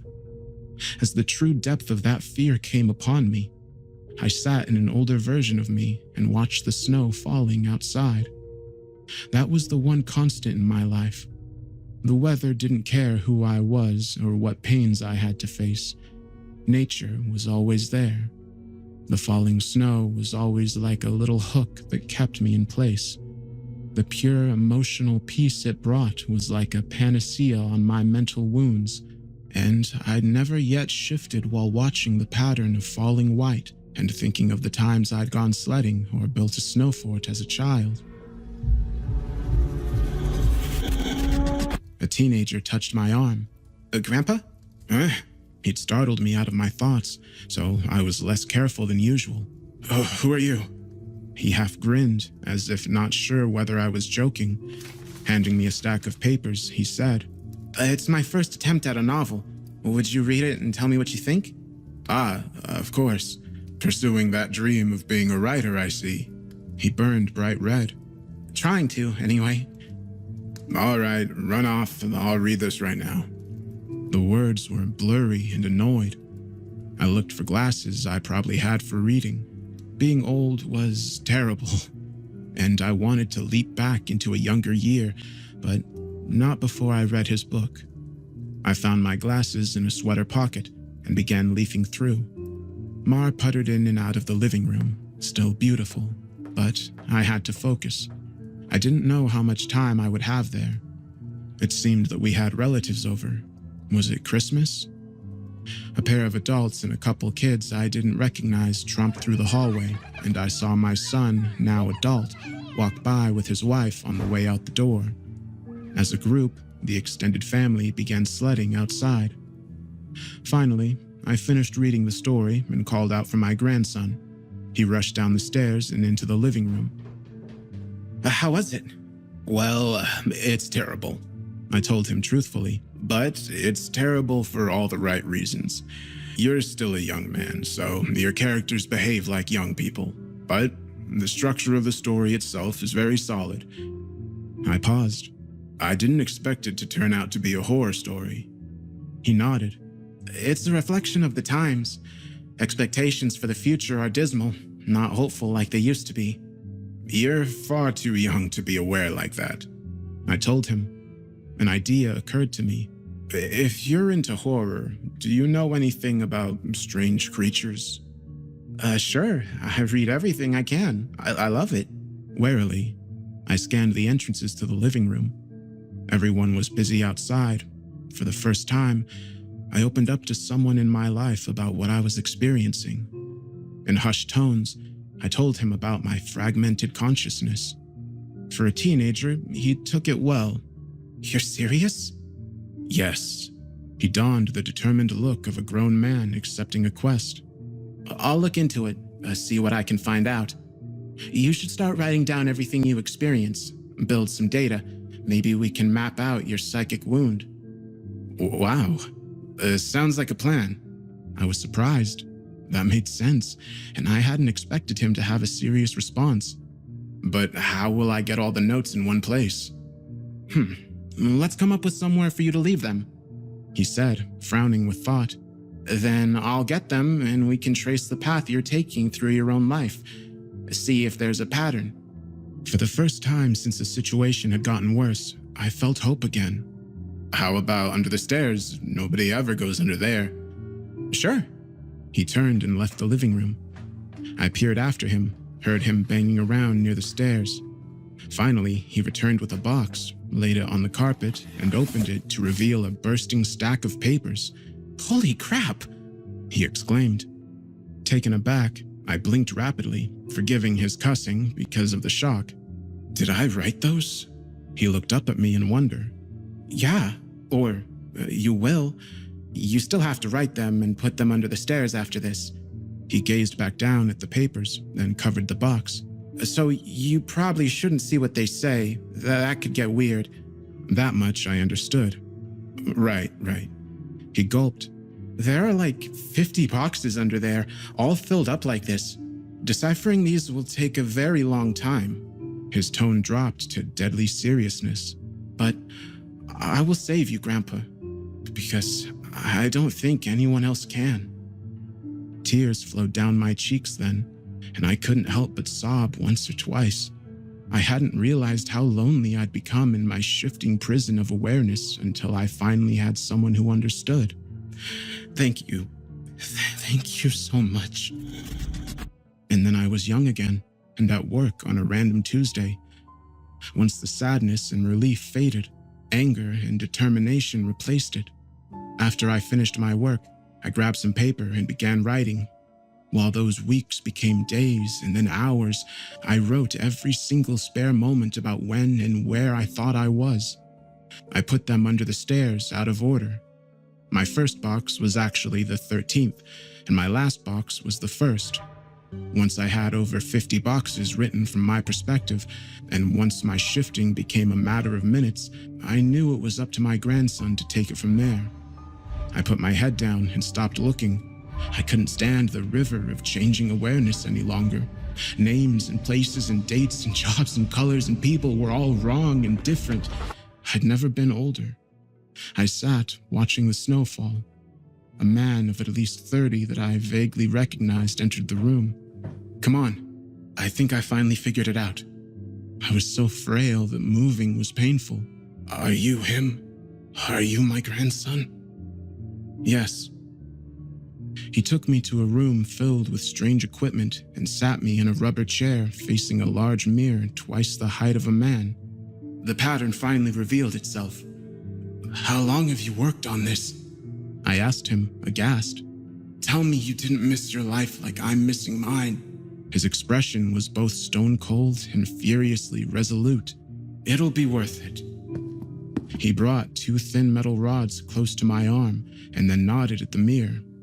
Look, this shock is carefully calibrated. The electric zap from this device was startling, but not painful.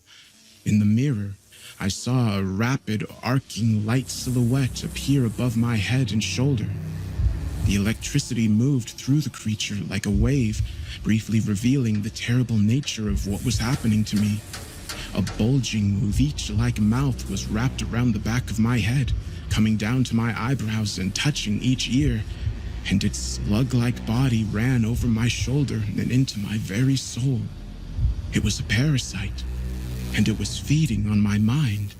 My now adult grandson held my hand as I took in the horror. After a moment, he asked, "Removing it is going to hurt very badly. Are you up for this?" Fearful, I asked, "Is Mar here?" His face softened. "No, not for a few years now." I could tell from his reaction what had happened, but I didn't want it to be true. "How?" "We have this conversation a lot. Are you sure you want to know? It never makes you feel better." Tears brimmed in my eyes. "Then I don't care if it hurts or if I die. I don't want to stay in a time where she's not alive." He made a sympathetic noise of understanding and then returned to his machines to hook several wires, diodes, and other bits of technology to my limbs and forehead. While he did so, he talked. "I've worked for 2 decades to figure this out, and I've had a ton of help from other researchers of the occult. This parasite doesn't technically exist in our plane. It's one of the lesser spawns of... and it feeds on the plexus of mind, soul, and quantum consciousness reality. When details like names and colors of objects change, you weren't going crazy. The web of your existence was merely losing strands as the creature ate its way through you." I didn't fully understand. I looked up in confusion as he placed a circlet of electronics like a crown on my head in an exact line where the parasite's mouth had ringed me. "What's..." He paused his work and grew pale. "I forgot that you wouldn't know. You're lucky, believe me." After a deep breath, he began moving again and placed his fingers near a few switches. "Ready? This is carefully tuned to make your nervous system extremely unappetizing to the parasite, but it's basically electroshock therapy." I could still see Mar's smile. Even though she was dead, I'd just been with her moments ago. "Do it." The click of a switch echoed in my ears, and I almost laughed at how mild the electricity was. It didn't feel like anything, at least at first. Then I saw the mirror shaking and my body within that image convulsing. Oh no, it did hurt. Nothing had ever been more painful. It was just so excruciating that my mind hadn't been able to immediately process it. As my vision shook and fire burned in every nerve in my body, I could see the reflected, trembling light silhouette of the parasite on my head as it writhed in agony equal to mine. It had claws, 6 clawed, lizard-like limbs under its leech-like body, and it cut into me in an attempt to stay latched on. The electricity made my memories flare. Mar's smile was foremost, lit brightly in front of a warm fire as the snow fell past the window behind her. The edges of that memory began lighting up, and I realized that my life was one continuous stretch of experience. It was only the awareness of it that had been fragmented by the feasting evil on my back. I'd never managed to be there for the birth of my son. I jumped around it a dozen times, but never actually lived it. For the first time, I got to hold Mar's hand and be there for her. No. That moment had shifted seamlessly into holding her hand as she lay in a hospital bed for a very different reason. Not this. God, why? It was so merciless to make me remember this. I broke down in tears as nurses rushed into the room. I didn't know what to do. I didn't want to experience it. I'd seen all the good parts, but I hadn't wanted the worst part, the inevitable end that all would one day face. It wasn't worth it. It was tainted. All that joy was given back 10,000-fold as pain. The fire in my mind and my brain surged to sheer white torture, and I screamed. My scream faded into a surprised shout as the machines and electricity and chair faded away. Snow was no longer falling around my life. I was in the woods on a bright summer day. Oh God. I turned to see the creature approaching me. It was the same absence of meaning, the same blank on reality. It crept forward just like before, but this time it hissed and turned away. I stood, astounded at being young again and freed from the parasite. My grandson had actually done it. He'd made me an unappetizing meal, so the predator of mind and soul had moved on in search of a different snack. I returned home in a daze, and while I was sitting there, processing all that had happened, the phone rang. I looked at it in awe and sadness. I knew who it was. It was Marjorie, calling for the first time for some trivial reason she'd admit 30 years later was made up just to talk to me. But all I could see was her lying in that hospital bed dying. It was going to end in unspeakable pain and loneliness. I would become an old man, left to sit by myself in an empty house, his soulmate gone long before him. At the end of it all, the only thing I would have left, sitting and watching the falling snow. But now, thanks to my grandson, I would also have my memories. It would be a wild ride, no matter how it ended. On a sudden impulse, I picked up the phone with a smile and asked, "Hey, who's this?" Even though I already knew.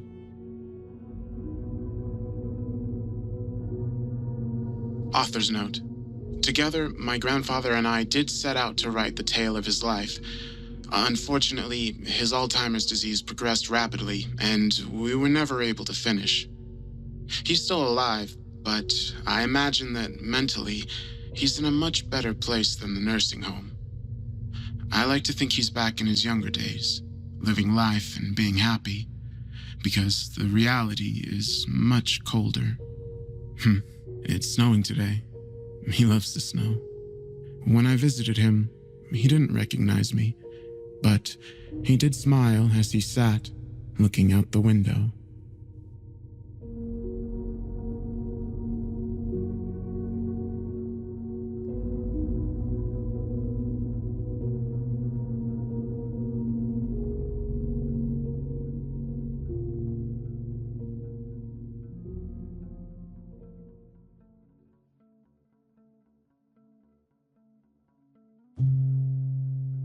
I've always held a fascination with the sea, the vast blue oceans that account for 2/3 of the Earth's surface. I grew up on the west coast of Ireland, enjoying pristine and almost abandoned beaches facing out onto the cold and wild waters of the North Atlantic. My father served in the merchant navy for many years, and he taught me how to sail. It was from him that I learned about navigation, tides, and currents.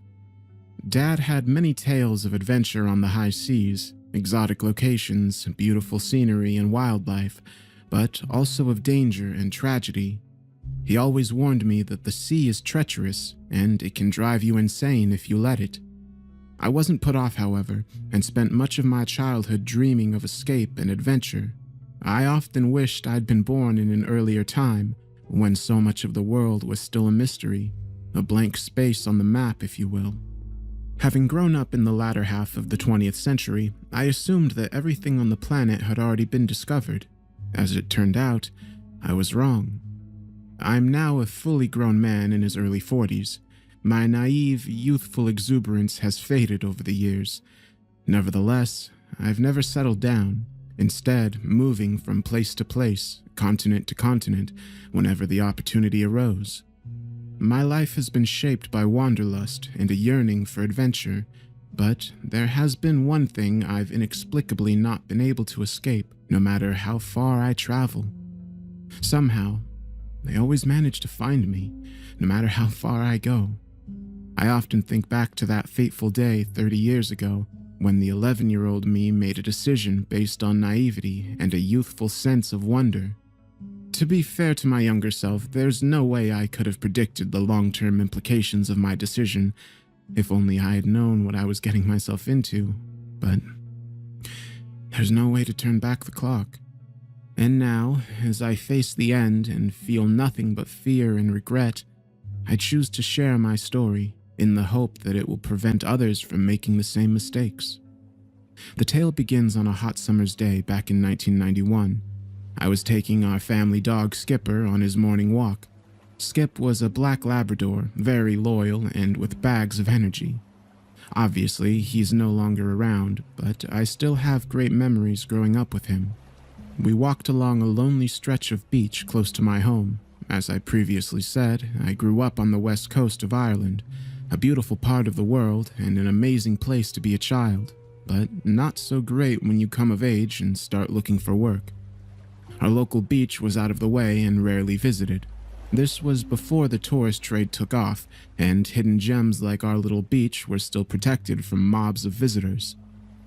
That morning, I was enjoying the sunny weather and clear skies, a rare enough thing anywhere in Ireland, and Skipper was having the time of his life.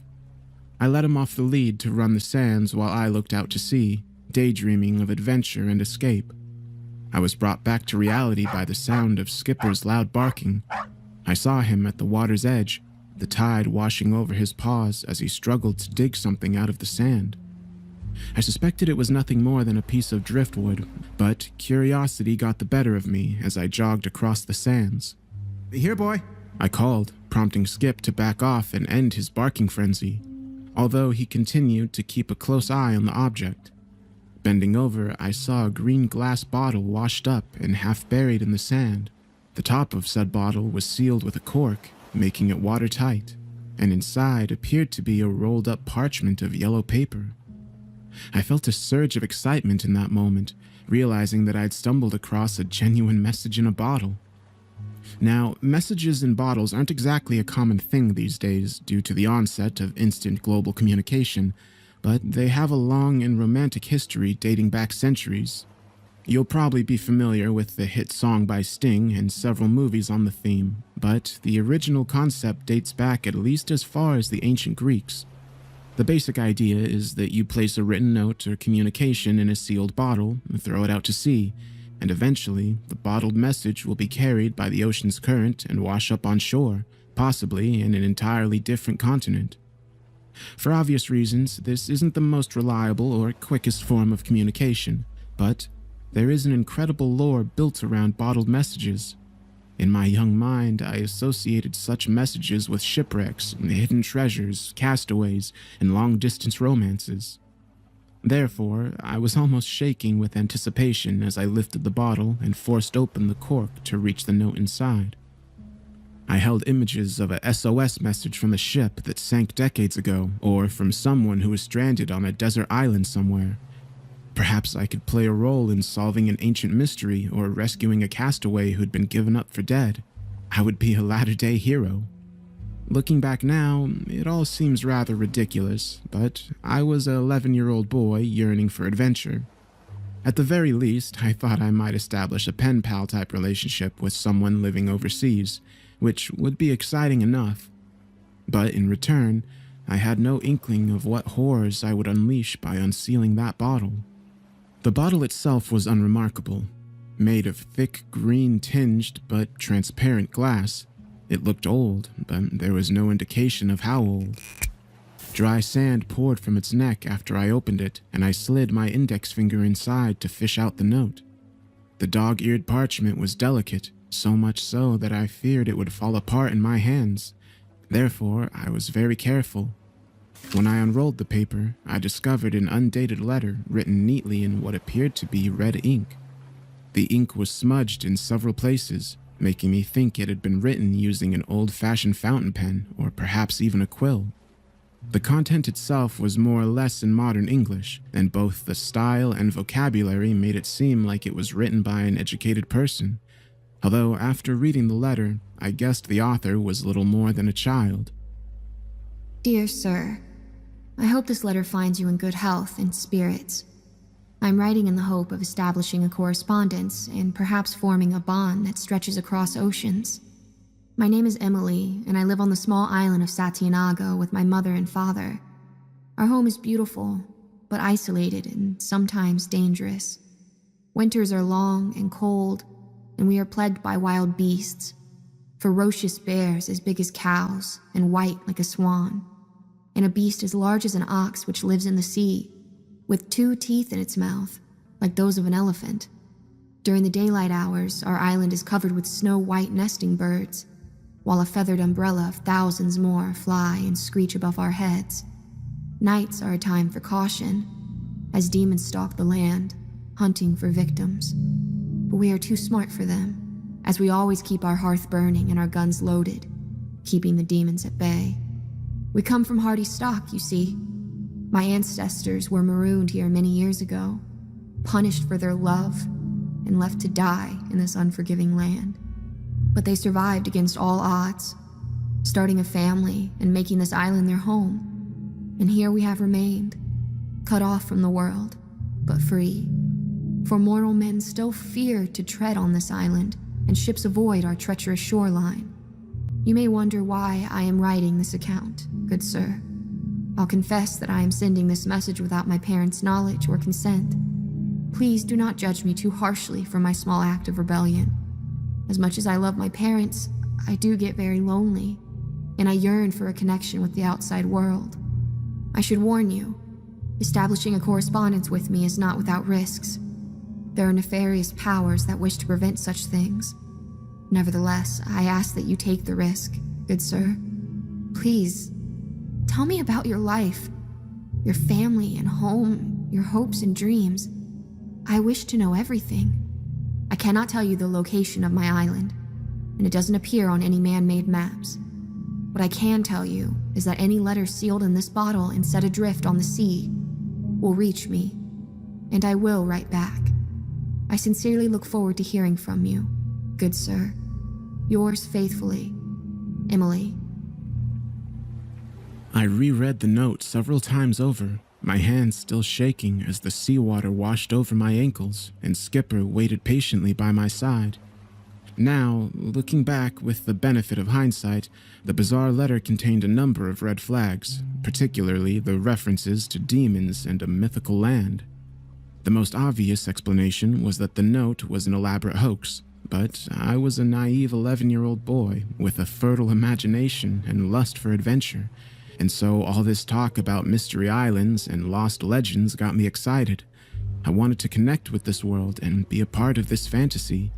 I didn't tell any of my family members or friends about my discovery, not even my mom and dad. I don't know why exactly. I guess I thought they wouldn't believe me, or perhaps I just wanted to keep it as my little secret. In any event, the next day I wrote a letter, sealed it in a bottle, and tossed it over the cliff's edge, watching as it was carried out to sea until the green glass disappeared under the waves. I didn't keep a copy of the letter, and I can't remember exactly what I wrote all those years ago. Needless to say, it was the type of nonsense that an 11-year-old boy would ask, telling Emily about myself and where I lived, while asking her questions about her life on the island, which sounded much more interesting than mine. The fact that I threw the bottle into the ocean expecting it to reach Emily was obviously ridiculous. If you want to establish a correspondence with someone using a message in a bottle, you provide your address and contact details on the letter, allowing the finder to respond by conventional methods. The odds of a bottled message being released at random and somehow making its way across thousands of miles of ocean back to its original sender are virtually nil. Nevertheless, that's what I did. And I waited in vain to receive Emily's reply as weeks, months, and eventually years passed by with no response. I was bitterly disappointed at the time. Nevertheless, I did do some research on the contents of Emily's original note as I tried to find some evidence to verify her story. This wasn't the easiest thing to do in the days before Google and Wikipedia, but I pieced together the tale from various books and historical records I tracked down over the years. The name Sataniago comes from the Portuguese for devil and is the name of a phantom island that appeared on maps of the North Atlantic during the 16th century. Also known as the Isle of Demons, this mysterious and intriguing isle was allegedly populated by a curious mixture of wild animals, mythological creatures, and evil spirits or demons, all of whom found common cause in tormenting civilized men. The location of the island differed depending upon the map, but it was widely believed to be somewhere off the coast of Newfoundland. There are many tales from the Isle of Demons, but the most famous is that of Marguerite de la Rouge, a French noblewoman who traveled on an expedition led by her uncle during the 1540s, with the aim of establishing a colony in the New World. During the journey, Marguerite entered into a passionate love affair with one of the young officers on board. Her uncle discovered the illicit romance and punished his niece and her lover by putting them ashore on the dreaded Isle of Demons, where they were forced to fight for survival against the savage beasts and evil spirits. The ultimate fate of Marguerite and her officer-lover is unclear, with some accounts saying they were eventually rescued by a passing fishing boat, while others claim their spirits remain trapped on the island to this very day. Elements of Emily's letter matched up with the story. Other references were more difficult to explain, but I assumed what she described as wild beasts were in actual fact polar bears, walruses, and the colonies of gannet birds, all being native to that region. But her talk of demons stalking the land at night were bizarre and unnerving. I spent many sleepless nights worrying about such things during my early teenage years, but when I got older, I wrote it all off as a hoax and moved on with my life, doing the things adolescent boys do and planning for my future. I didn't hang around once I finished school, instead moving to Edinburgh to attend university, where I lived life to the fullest while somehow attending enough lectures to obtain my degree. I wasn't ready to settle down into a 9-to-5 job straight after university, so I did what many Irish students do, taking a gap year and traveling to live and work in Australia. I loved it out there, making new friends and entering into a string of short-lived but exciting relationships. I was definitely enjoying my hedonistic party animal lifestyle and thought little of the odd experience I'd had during my childhood. But then, something happened which defied all logical explanation. I was living in Sydney at the time. It was early on a Sunday morning and I'd been partying all night. I walked home along the beach just as the sun was rising, nursing one hell of a hangover as I staggered across the sands. My plan was to go back to my place and get a couple hours of sleep, but fate intervened. I stopped dead in my tracks when I saw it, literally rubbing my eyes in disbelief. There it was, half buried in the sand, right by the water's edge. The green bottle, washed up to the shore. I experienced a cold chill as I looked upon it and as memories from my childhood came flooding back. From a distance, the bottle looked identical to the one I'd found on the beach in Ireland 10 years before, but it must be a coincidence, I told myself. I was thousands of miles away from my home, on the coastline of an entirely different ocean. There was just no way it was possible. I reassured myself as I looked up and down the beach, before I cautiously made my way along the sands, reaching out to grab the bottle with a shaking hand. On closer inspection, I was astonished to find the bottle was totally identical to the one I discovered 10 years before, even down to the cork sealing it tight. And right enough, when I glanced through the transparent green glass, I saw a dog-eared yellowed note rolled up inside. I felt a mixture of intense emotions in that moment, but most of all, a dreadful sense of foreboding. I became paranoid, having the distant feeling that I was being watched, but when I scanned the beach again, I saw I was on my own. Part of me wanted to throw the bottle back out to sea and never think about it again, but I found I couldn't do so. I don't know why, but I had an uncontrollable urge to open the bottle and read the note contained inside. I knew I might not like what I read, but nevertheless, I had to know the truth. I carefully removed the delicate parchment from the bottle, unrolling it to reveal the same handwriting I'd read 10 years before. However, the tone of the letter was noticeably darker. Dear Sir, thank you for replying to my letter. You cannot know how much it means to me. I very much enjoyed reading about your home and family. Ireland sounds like a wonderful place, and I would love to visit someday. Alas, I no longer think this will be possible. For you see, my family's situation has deteriorated since I last wrote. My mother and father have become ill. I don't know whether their illness is of the mortal world, or if they've been cursed by supernatural entities. In any event, They're often weak and thus unable to maintain our defenses during the long, dark nights. Therefore, it has been my task alone to keep the fire burning and the monsters at bay. The mortal beasts are vulnerable to spear and bullet, but not the demons. The night is their time. I see their shadows circling our cabin during the midnight hour, searching for weakness, always looking for a way in. And I hear their unholy roars through the storm, the hellish din shaking me to my very core. The demons allow me no respite. Their attacks are constant. I cannot remember the last time I slept. I am terrified and exhausted, but I must continue to fight for my parents and my family's legacy. When I feel my courage falter, I think of my ancestor, Marguerite, and she gives me strength. God does not dwell in this place, and so I must survive on my own wits. I'm sorry to be a bearer of such grim news, good sir.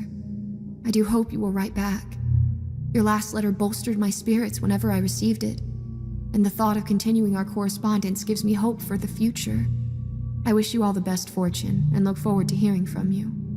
Yours faithfully and forever, Emily. I stood there in a state of shock for what seemed like an eternity, reading the note over and over again, as I tried in vain to make some sense of it all. There just wasn't any logical explanation I could fathom. Had someone been stalking me for the last 10 years, waiting for their chance to drop the bottle in my path? But how? And why? Why would someone follow me to the other side of the world to play such an elaborate trick? It made no sense. But the only other alternative was that the note was genuine, and Emily was real. I left the beach when morning surfers began to arrive. I still felt extremely uneasy, but I'd recovered from my initial shock and devised a plan. I had a friend living in Sydney who was studying for his master's in archaeology at the University of New South Wales. He had access to lab equipment, and after some bribery, I persuaded him to carry out carbon dating on the letter. I didn't tell him the full story, simply claiming I'd found the letter inside the cover of an old book and was curious about its origins. It took a couple of days for the results to come through, a tense wait, during which I could think of little else. I literally snatched the envelope out of his hands when he came to me. The results were unbelievable. The age of the parchment was impossible to determine with 100% accuracy, but it was at least a century old and perhaps dated back hundreds of years. What's more, the ink used to write the letter wasn't actually ink, but dried blood. My heart froze when I read the report, as it seemed to confirm my worst fears. My friend made no comment on the letter's content. I got the distant feeling he wanted to hand over the results and wash his hands of the whole affair. I didn't blame him, but unfortunately, I didn't have the option of walking away from this. I couldn't stop thinking about Emily's letter and her chilling words. Who was she, and where was she? How could it be possible for a letter written centuries ago to be addressed to me? I had never believed in the supernatural, but what other explanation could there be? I spent many sleepless nights thinking about Emily and her horrific situation. The thought of this young woman alone, her parents sick, as she fought to protect her home against demons. What kind of hell was she living in? What had this poor girl done to deserve such a terrible fate? I thought long and hard about my response, going through several drafts before finally sealing the note and tossing the bottle out to sea. I really did want to help Emily, and felt certain there must be some way I could save her. I guess you could call it a white knight fantasy, but I was coming from a genuine place. I didn't receive a response by the time I left Australia, but I had a feeling Emily's reply would find me eventually. I lived through the rest of my 20s before I heard from her again. I won't claim that I spent a decade pining after Emily and dwelling upon the contents of her letter. I lived my life, traveling, working various jobs, making and losing friends, and entering into several love affairs, none of which lasted very long. I never did settle down, instead moving from place to place. I had some good times for sure, but the darkness stayed with me. I never did forget about Emily and the Isle of Demons. About that poor girl fighting to save her family. I thought about her more and more the closer I came to the anniversary, and I knew where I needed to be during the summer of 2011, Newfoundland. I spent weeks out there on the North Atlantic coastline, chartering fishing boats at great expense to visit and search the isolated and often uninhabited small islands north of Newfoundland, including all of those rumored to be the true location of the legendary Isle of Demons. I found nothing. I don't know what I expected. Deep down, I knew I would never find Emily, not in this world at least. On my last day on the island, I decided to walk the beach close to my hotel. I was only mildly surprised when I saw it, the green bottle washed to shore with the inevitable note carefully rolled up inside. I knew the routine by now, not that this made things any easier. My heart was beating fast in my chest, and my hands shook as I reached out to recover the message. The first thing I noticed was how Emily's writing had deteriorated from her last letter. For a woman who wrote her correspondence in blood, her penmanship had always been exemplary. But this time around, it was little more than a scribble and barely legible. Clearly, she'd written this note in a hurry or a state of distress. Probably both. This didn't bode well. I had a genuine sense of dread as I read her words. Good sir, I can't thank you enough for your kind letter. You seem like a good man, and I have no doubt you would come to my aid if you could. I can feel your presence. You are so close, yet might as well be on the far side of the moon. I never regarded myself as a shrinking violet or a damsel in distress needing rescued. Far from it. Ever since I was young, I have fought hard to survive, and I will continue to fight until my last breath. But, alas, I fear my time is almost at an end. My beloved parents have passed away. I can't remember when they died exactly. Time has a way of playing tricks in this god-forsaken place. I know my father passed first, my mother soon after. I buried them both in the cold, hard ground. It was all I could do. I'm all on my own now. I'm so very tired. There was a storm last night, the worst one yet. The hailstones lashed down on the rocks from dusk to dawn, and the winds were so heavy I feared our little cabin would be blown to kingdom come. They came shortly after midnight. Their hellish cries so loud they drowned out every other sound. I struggled so hard to keep the hearth alight and the barricades up, but in the end my strength faltered. He broke through. I don't believe I have the words to describe the evil I encountered in that moment. A minion of hell? Most definitely. A demon? Very possibly. But the creature did not appear in the form I would have imagined. It took the shape of a man, dressed in dark robes, a hood covering his head. He stood in my open doorway, the wind and rain beating down heavily behind him. But there wasn't a drop on him. I should have defended myself. Normally, I wouldn't have hesitated, but in that moment, I was frozen in fear. I watched on in terror as he slowly reached up with his bony right hand, removing his hood to reveal the horrors which lay beneath. I expected to see a face, but instead, there was nothing but darkness. A black, empty void that shook me to my very core. I felt like my immortal soul would get sucked into that damn void, and there was nothing I could do to save myself. I was entirely at this monster's mercy. But, just as I prepared for the end, he spoke to me. I don't know how, as he had no mouth, but yet he did. His voice was so deep and raspy and bore no resemblance of that of a mortal man. He just spoke 2 words, saying, "Not tonight." And in the blink of an eye, he was gone, disappearing into thin air, leaving the open doorway and the storm behind him. I was spared last night, but I strongly suspect the demon will not allow me to live for much longer. My time is coming, and I must make my peace. I do appreciate your kindness and compassion, good sir. Your letters have brought me some joy in these dark times, and I do hope you will write me one last time before I meet my end. Take care, good sir. Yours faithfully and forever, Emily. There were tears in my eyes when I read her words. I couldn't bear it. To know Emily was going through hell and there was nothing I could do to help her. My 30s weren't a good time for me. I never did get back on even footing, and my life slowly fell apart. I couldn't commit to a job or relationship and instead drifted, cutting myself off from family and friends and turning to alcohol and drugs to dull my pain. I guess depression was something I'd always had to deal with, but Emily's letter, the last one in particular, cast a dark shadow over me, one I was never able to escape. My depression grew worse the closer I got to my 41st birthday. It had been 30 years since I'd received my first letter from Emily, and her replies had always found me every 10 years, no matter where I was. I could have gone anywhere in the world to mark this grim milestone, but I chose to come home, back to the same beach where it all began. The old place has changed a lot over the last 3 decades. My mom and dad both passed away years ago, and my old family home has been sold on, meaning I've had to stay in a rented cottage. This part of the coastline has become something of a tourist trap in the recent years, and the beach I used to walk is now packed with summer holiday makers. The truth is, I don't have much of a connection to the west coast of Ireland these days, but I still hold on to a few happy memories.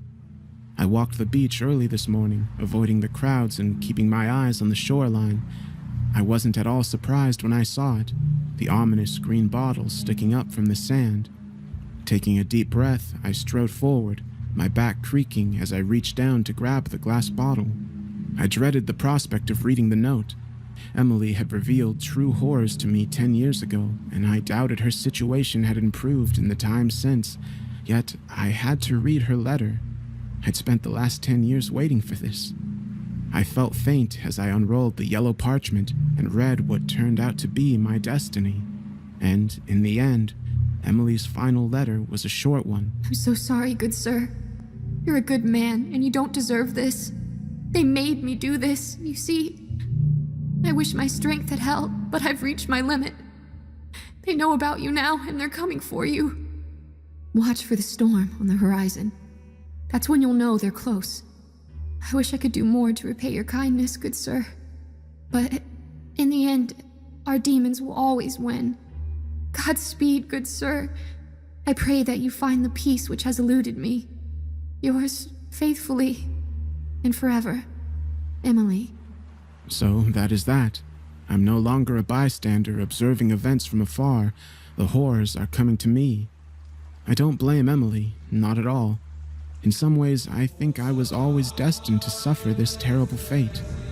I can see the storm now, coming in from the ocean and heading straight for me. It's the worst I've ever witnessed. A sky filled with ominous black clouds, terrifying thunder and flashes of lightning, and winds of hurricane force. And above the almighty din, I can hear them. I can hear their hellish roars and their cruel, inhuman laughter. The demons. They're coming for me. I could try running, but deep down I know there's no escape. I wonder now how different my life would have been if I hadn't found that bottle all those years ago. Maybe I would have been spared, or perhaps not. I wish I could give you some answers, but this is all I've got. My time is nearly up. I can hear the windows rattling under the sheer force of the winds. I can see their dark shapes emerging from the clouds to echo Emily's words. I just hope I can find peace.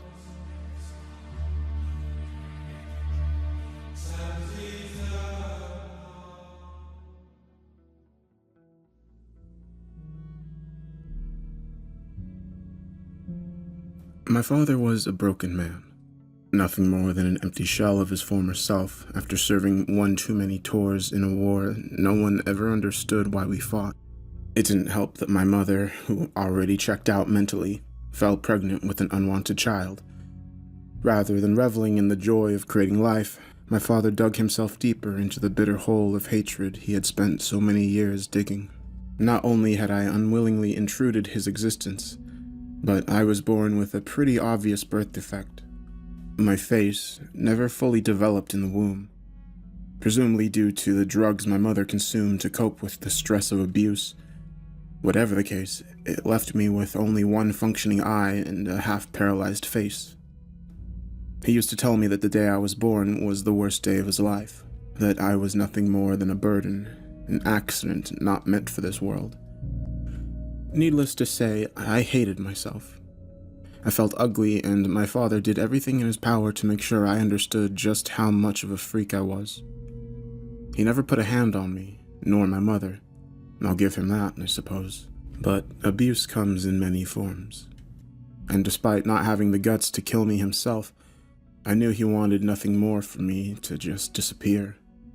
And even as a young child, I wished I had never been brought into this world. That would all change the night I met my very own angel. On one particularly long night, I was kept awake by another shouting match between my drunken father and my drugged-out mother. We'd fallen into extraordinary debt with both my dysfunctional parents, unable to hold down a job. I lied, hidden beneath my blanket and clutching my one and only friend, my stuffed animal, a swan that had suffered one too many tears, broken and ugly just like myself, but that's just what made me love it so deeply. Something shifted in the corner of my room, changing my entire atmosphere, air turning heavy, and the sounds of the heated argument were suddenly drowned out to muffled cries in the distance. I peeked out from under my cover, thinking that my father had come up to shout at me, but the legs that greeted me did not belong to anyone, or anything that I'd ever seen before. They were beaten and cracked, dark liquid seeping from the tears in them. As I moved my eyes up to see the rest of its naked body, it became apparent that this creature was severely wounded, charred skin covering the entirety of its being.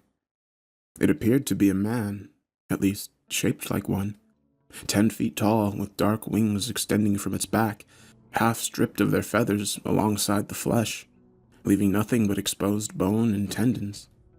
If monsters could ever be described by their appearance, this thing would perfectly fit. I should have screamed, run for the door, jumped out of the window, anything to escape that horrid sight, but something about the broken creature calmed my young self, soothed the fear that built up in my body. "Who are you?" I asked, my voice sounding tinier than it ever had. The creature looked at me in confusion. "You do not fear me?" he asked. "No? Why? Are you bad?" No, but my form typically evokes a sense of fear in your kind. Is it because you're ugly? Like me? For a moment, he just looked at me, inspecting my malformed eye and paralyzed face. Then he laughed. You may look different than your other fellow humans, but your heart is as pure as the day you were born. I can see the good in you. The creature spoke in words my young self couldn't fully comprehend, but from the little knowledge I had, I could understand what he was. I never really knew my grandparents. In fact, my grandpa was the only one still alive by the time I came into this world, and I only met him one time. Sick and riddled with tumors, he told me a story about the purest creatures in existence, the ones that would look after lost souls such as himself during their final moments in life. And for a reason I cannot fathom, I connected his comforting words with the thing that was standing before me in my room. "Are you an angel?" I asked. He thought for a moment before responding. I am a type of angel. "Then what's your name?" My name? Our kind has no use for names. Everyone has a name, but if you don't, I'll choose one for you. I thought long and hard before finally settling on the most suitable name I could come up for the angel. "I'll call you Gary," I said excitedly. Then that will be my earthly name. I glanced over his broken body once more, wondering if he had been born damaged like myself, or if someone had hurt him. "How come you look like that?" Putting myself in a physical form comes at a cost, and it takes a toll on my existence. You see, I was not granted permission to come here. By then, my parents had stopped arguing. I must have been louder than I thought, because shortly after, I heard someone pacing through the hallway towards my room. Being loud after bedtime was a strict no-no, a rule that only applied to myself. My father slammed the door open and barged into my room, holding onto the neck of a half-empty bottle, slurring his words. "I've had it with this shit." He stopped, dead in his tracks, gasping briefly before suddenly choking. Something invisible stopped him from moving an inch, and I saw the angel staring intently at my father with a gleaming smile across his face. "What the fuck are you?" My father managed to push out between gasps of air. I am here to protect this child. You have inflicted enough damage, and now you will receive my judgment. My father started twitching, jolts bending in unnatural directions, cracking beneath the unseen force. He gargled and coughed up blood as his body contorted into an undefinable mess of flesh and viscera. Before I could even process what was happening, he expanded, boils and blisters appearing on his skin just moments before he exploded, covering the wall behind with whatever remained of his existence. I let out a quiet yelp. It was as much as my terrified little body would allow. I'm sorry you had to witness this. Had there been another way, he meant you harm, and with time he would have caused your death. Not today, nor tomorrow, but I had to stop him before he caused irreparable damage. With a wave of his hand, the remains of my father turned to dust and disappeared, leaving no trace that a murder had just happened. I have to go. I will return when the time is right, but I'm afraid this is just the beginning of things to come. I am so sorry. I don't remember much else from that night, apart from my mother hysterically screaming as she realized her husband was gone, the police asking questions as he was reported missing. Of course, they never found him, and with the assumptions that he had simply taken off, the investigation quickly turned cold. It was a bittersweet turn to a better life. Things rapidly improved in the couple of years following my father's death. My mother did her best to get clean from drugs, even got a job, and for the first time in my life, I felt somewhat loved. The trauma I had experienced did not linger over us. It was as if something was protecting my memory, preventing me from reliving that terrible moment. My mother and I moved away to a different city, attempting to create a fresh start. Getting enough money for such an endeavor proved difficult, but somehow we managed. At least it seemed for a short while. Unfortunately, it wasn't meant to last. Despite her best efforts, it's not easy to be a single mother trying to battle addiction while hopelessly drowning in debt. One slip-up was all it took, which just happened to occur during my first day at a new school. I could already tell something was wrong when she picked me up from school, and in hindsight, I should have understood enough to alert a teacher, but suffering from trust issues and being incapable of thinking even moments ahead, I let her get behind the wheel of a car. Not 5 minutes after we started driving, she ran a stop sign and we were hit in the side by a bus. It's true what they say. Time really slows down as adrenaline surges through your body. The sight of glass shattering through the car and metal bending inwards is something that has stuck in my mind for many years, no matter how hard I try. A moment of pure terror is all I remember before blacking out.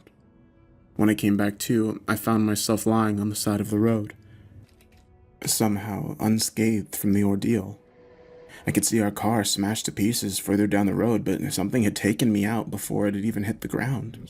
I'm sorry, a familiar voice said.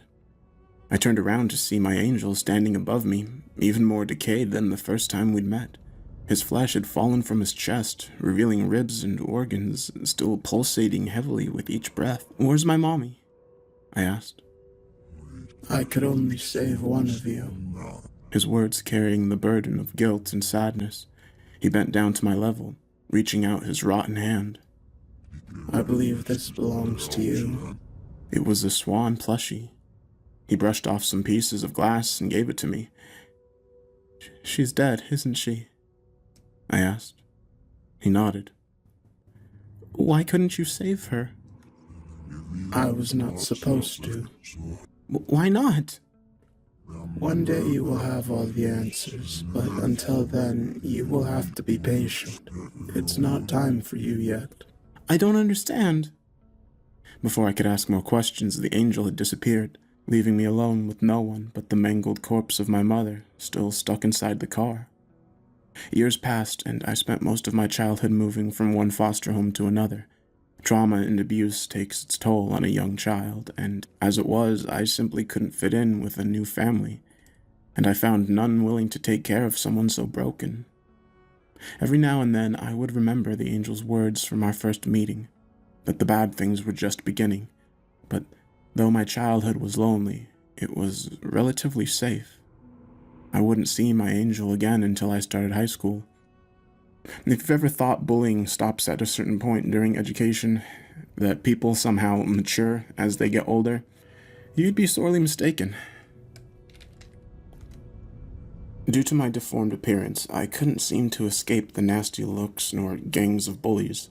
A particularly bad crew of people were led by a girl named Jennifer, putting chairs in front of bathroom doors as I entered to spare others the sight of my disgusting face. One day, just following physical education, I wasn't fast enough to shower and exit the locker room, and as a result, I found myself trapped by Jennifer's vicious gang of misfits. They'd stolen my clothes, pointing out that if I just spent the rest of the day naked, maybe it would distract people from my disfigured head. They laughed together as they shoved me around, cold, wet, and naked.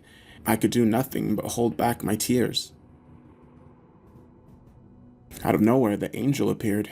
He placed himself directly behind the squad of girls and looked at me. His wings had most definitely fallen off by that point, leaving only a few bone fragments protruding from his back, and his face had become an unrecognizable mess of torn flesh. He simply nodded before vanishing into thin air as he always did. No sooner had the angel left before Jennifer started screaming her lungs out. She had glanced in the mirror and seen the angel, but that wasn't what caused her to get so upset.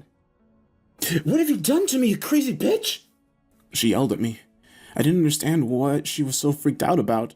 If not the sight of the angel, then what could be so bothersome? But I didn't dare to stick around, and after getting dressed in record time, I spurted out of the room. No one bullied me after that day. However, the rumors had reached every corner of the school, and people genuinely thought that I was a witch. Jennifer never returned, and no one would tell me what happened to her. Whatever it was, she didn't deserve it. Despite the things she did to me, no one deserves the wrath of an angel. I spent the next few weeks searching out the angel, waking up at night yelling for his attention, but he never responded. In a bizarre and cruel turn of fate, the bullying had become the only attention anyone ever gave me, and without even that, I felt more isolated than ever.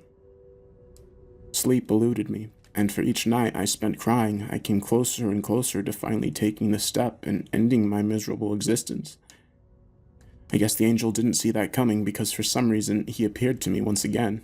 Only this time, I was my own danger. You finally come to see me again.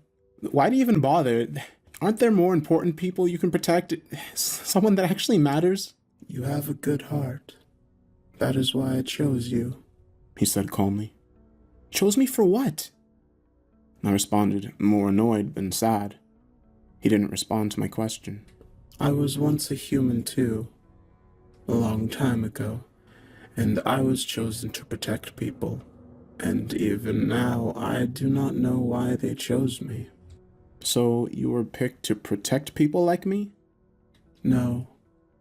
My job was to protect important people, those who would have an impact on history, and I followed those orders for millennia without questioning my orders, fully believing that I would shape history, lead it in the right direction. But the people who impact the world aren't always good at the core, a fact that took me far too long to realize. I was confused. At that point in time, it didn't feel like I would have any important impact on history, so I asked the only question I could. So, you think I'll have an important impact on the world? He shook his head. I cannot define importance, nor external beauty, nor fairness. I abandoned my post because I stopped believing in it. That is why I deteriorate each time I visit you. I'm not supposed to protect you. So why do you? Because you are a good person. Good enough to let other people suffer? I asked, getting angrier by the minute. He looked at me in confusion, as if his past actions hadn't allowed other people to get hurt or even die. I do not understand. What did you do to Jennifer? I demanded to know. She had been a horrifying nightmare during the past couple of years, but did her torture warrant whatever the angel had done? I only made her see what she truly is, he said. And what is that? Someone with darkness in their heart. I shook my head in a mixture of sadness and anger. Well, what's going to happen to her? That does not matter. Yes, it fucking does. The truth about her will weigh her down, and she will eventually give up on herself, because the only thing she sees in the mirror is her own soul. Her life will end by her own hand. We stared at each other in silence. Despite no words being spoken, we communicated. The angel showed me visions of the future, the pain I would go through because of the evil in people's hearts, and he showed me that all of it could be fixed if only I allowed him to help me. I won't let you do this. Stop it right now. I have to protect you. Not like this. You care about her, despite what she has done. I thought about the statement for a while. Of course, she meant nothing to me, but letting someone kill themselves so I could avoid discomfort was a disturbing thought. Whatever you did, undo it. This is not how I want to deal with my problems. So her actions should not be punished. She's a kid like me. She can still change. He acknowledged my demand, and I could tell he was about to leave. Wait! I rummaged through my drawer to look for my old things. After a minute, I pulled out the swan plushie from my childhood. By then, its color had faded, and each limb was partially torn. This is for you, to remind you that just because something's broken, it doesn't mean that it's not beautiful, and it doesn't mean that it can't be fixed. With that, he disappeared once more. Over the next decade, he appeared a couple of times, but never got close enough for us to exchange words. Even from a distance, I could see he was falling to pieces, degenerating more and more with each appearance. Though my life never felt threatened, I know he must have done something to save my life. I'm not even sure I want to know. Only hints of dangerous things would let me know that there are horrors in this world around each corner, and if we knew half of it, we'd probably be too afraid to even leave our homes. I started wondering if everyone had their own angel like mine, one that had abandoned their post in order to protect insignificant but decent people. It wouldn't be until the summer of 2018 we would be close enough to even exchange words, and as I now know, it would be for the very last time. A simple night out. After years of coming to terms with my past, I had gotten an education, a job, and even a few friends. Life had become bearable. We decided to hit the clubs. My friends insisted that I try something new, but I left early. Clubs were not really my scene, but it's not always safe to go home alone at night. It's not safe when people think you're an easy target. As I crossed the empty street, a heavily dressed stranger approached me. He was wearing a hoodie, just enough to make it impossible to identify him, and it immediately made me uncomfortable. He bumped into me and demanded that I handed over my wallet. As he did, I felt something hard press against my side. It's either a knife or a gun. I was never good at identifying these things, but I feared for my life. Immediately after feeling panic set in, I saw my angel appear before the both of us. He was missing a leg, and half of his face started to slough off. The mugger screamed in horror and froze. My memory shot back to my paralyzed father being torn apart by the angel, but this time nothing happened. The mugger simply stood frozen in place for a minute. I will not kill him, but he will be in a great deal of pain when he wakes up. The mugger fell limp to the ground, a few drops of blood seeping from his nose and ears. As soon as the threat was eliminated, the angel collapsed as well. He was falling apart. I ran over and embraced what remained of him in my arms. I wanted to say something, provide a few words of comfort, but nothing came out. Do you remember the name you gave me? He asked. I thought back to our first meeting. It was a stupid thought by a 5-year-old girl, but I remembered. Yes, I called you Gary. He smiled at me. That is a good name. Thank you, I said as tears started forming in my eyes. His flesh tore apart under my fingers, just disintegrating as I held his hands, leaving behind pieces of flesh and bone fragments. Please, tell me how I can save you. I have lived for thousands of years, and only by helping you was it worth anything. I made my choice. The question is, will you accept? Accept what? I chose you for a reason. The world needs someone to keep them safe. Normal people just trying to get through life. I knew what he was suggesting. He wanted me to be an angel like him, to help others in need. Well, how would I even do that? You just have to say yes. His face started to fall apart, jaw falling off, leaving him unable to speak. All he did was reach out his hand. In it, he held the swan that I'd given him years earlier. That would be his final act before he passed. I cried, holding the angel's dead body. He had kept me safe my entire life, and for the first time ever, I was truly alone, wondering what even happens to angels as they die. It has been a month since I last saw Gary, and since then I've tried to make a choice. If I decide to leave my life behind, I figure I won't disintegrate like him, seeing as I haven't betrayed any higher power. Life has been hard, and it has left much to be desired. And if I leave now, I'll never live a happy life, but I could spend the rest of eternity protecting the less fortunate people of this world. I guess no one will ever see me again, not after I leave. In fact, I'm not entirely sure how all of this will work, but I suppose I'll have all eternity to figure it out. One thing's for sure. If anyone ever needs me, I'll be there.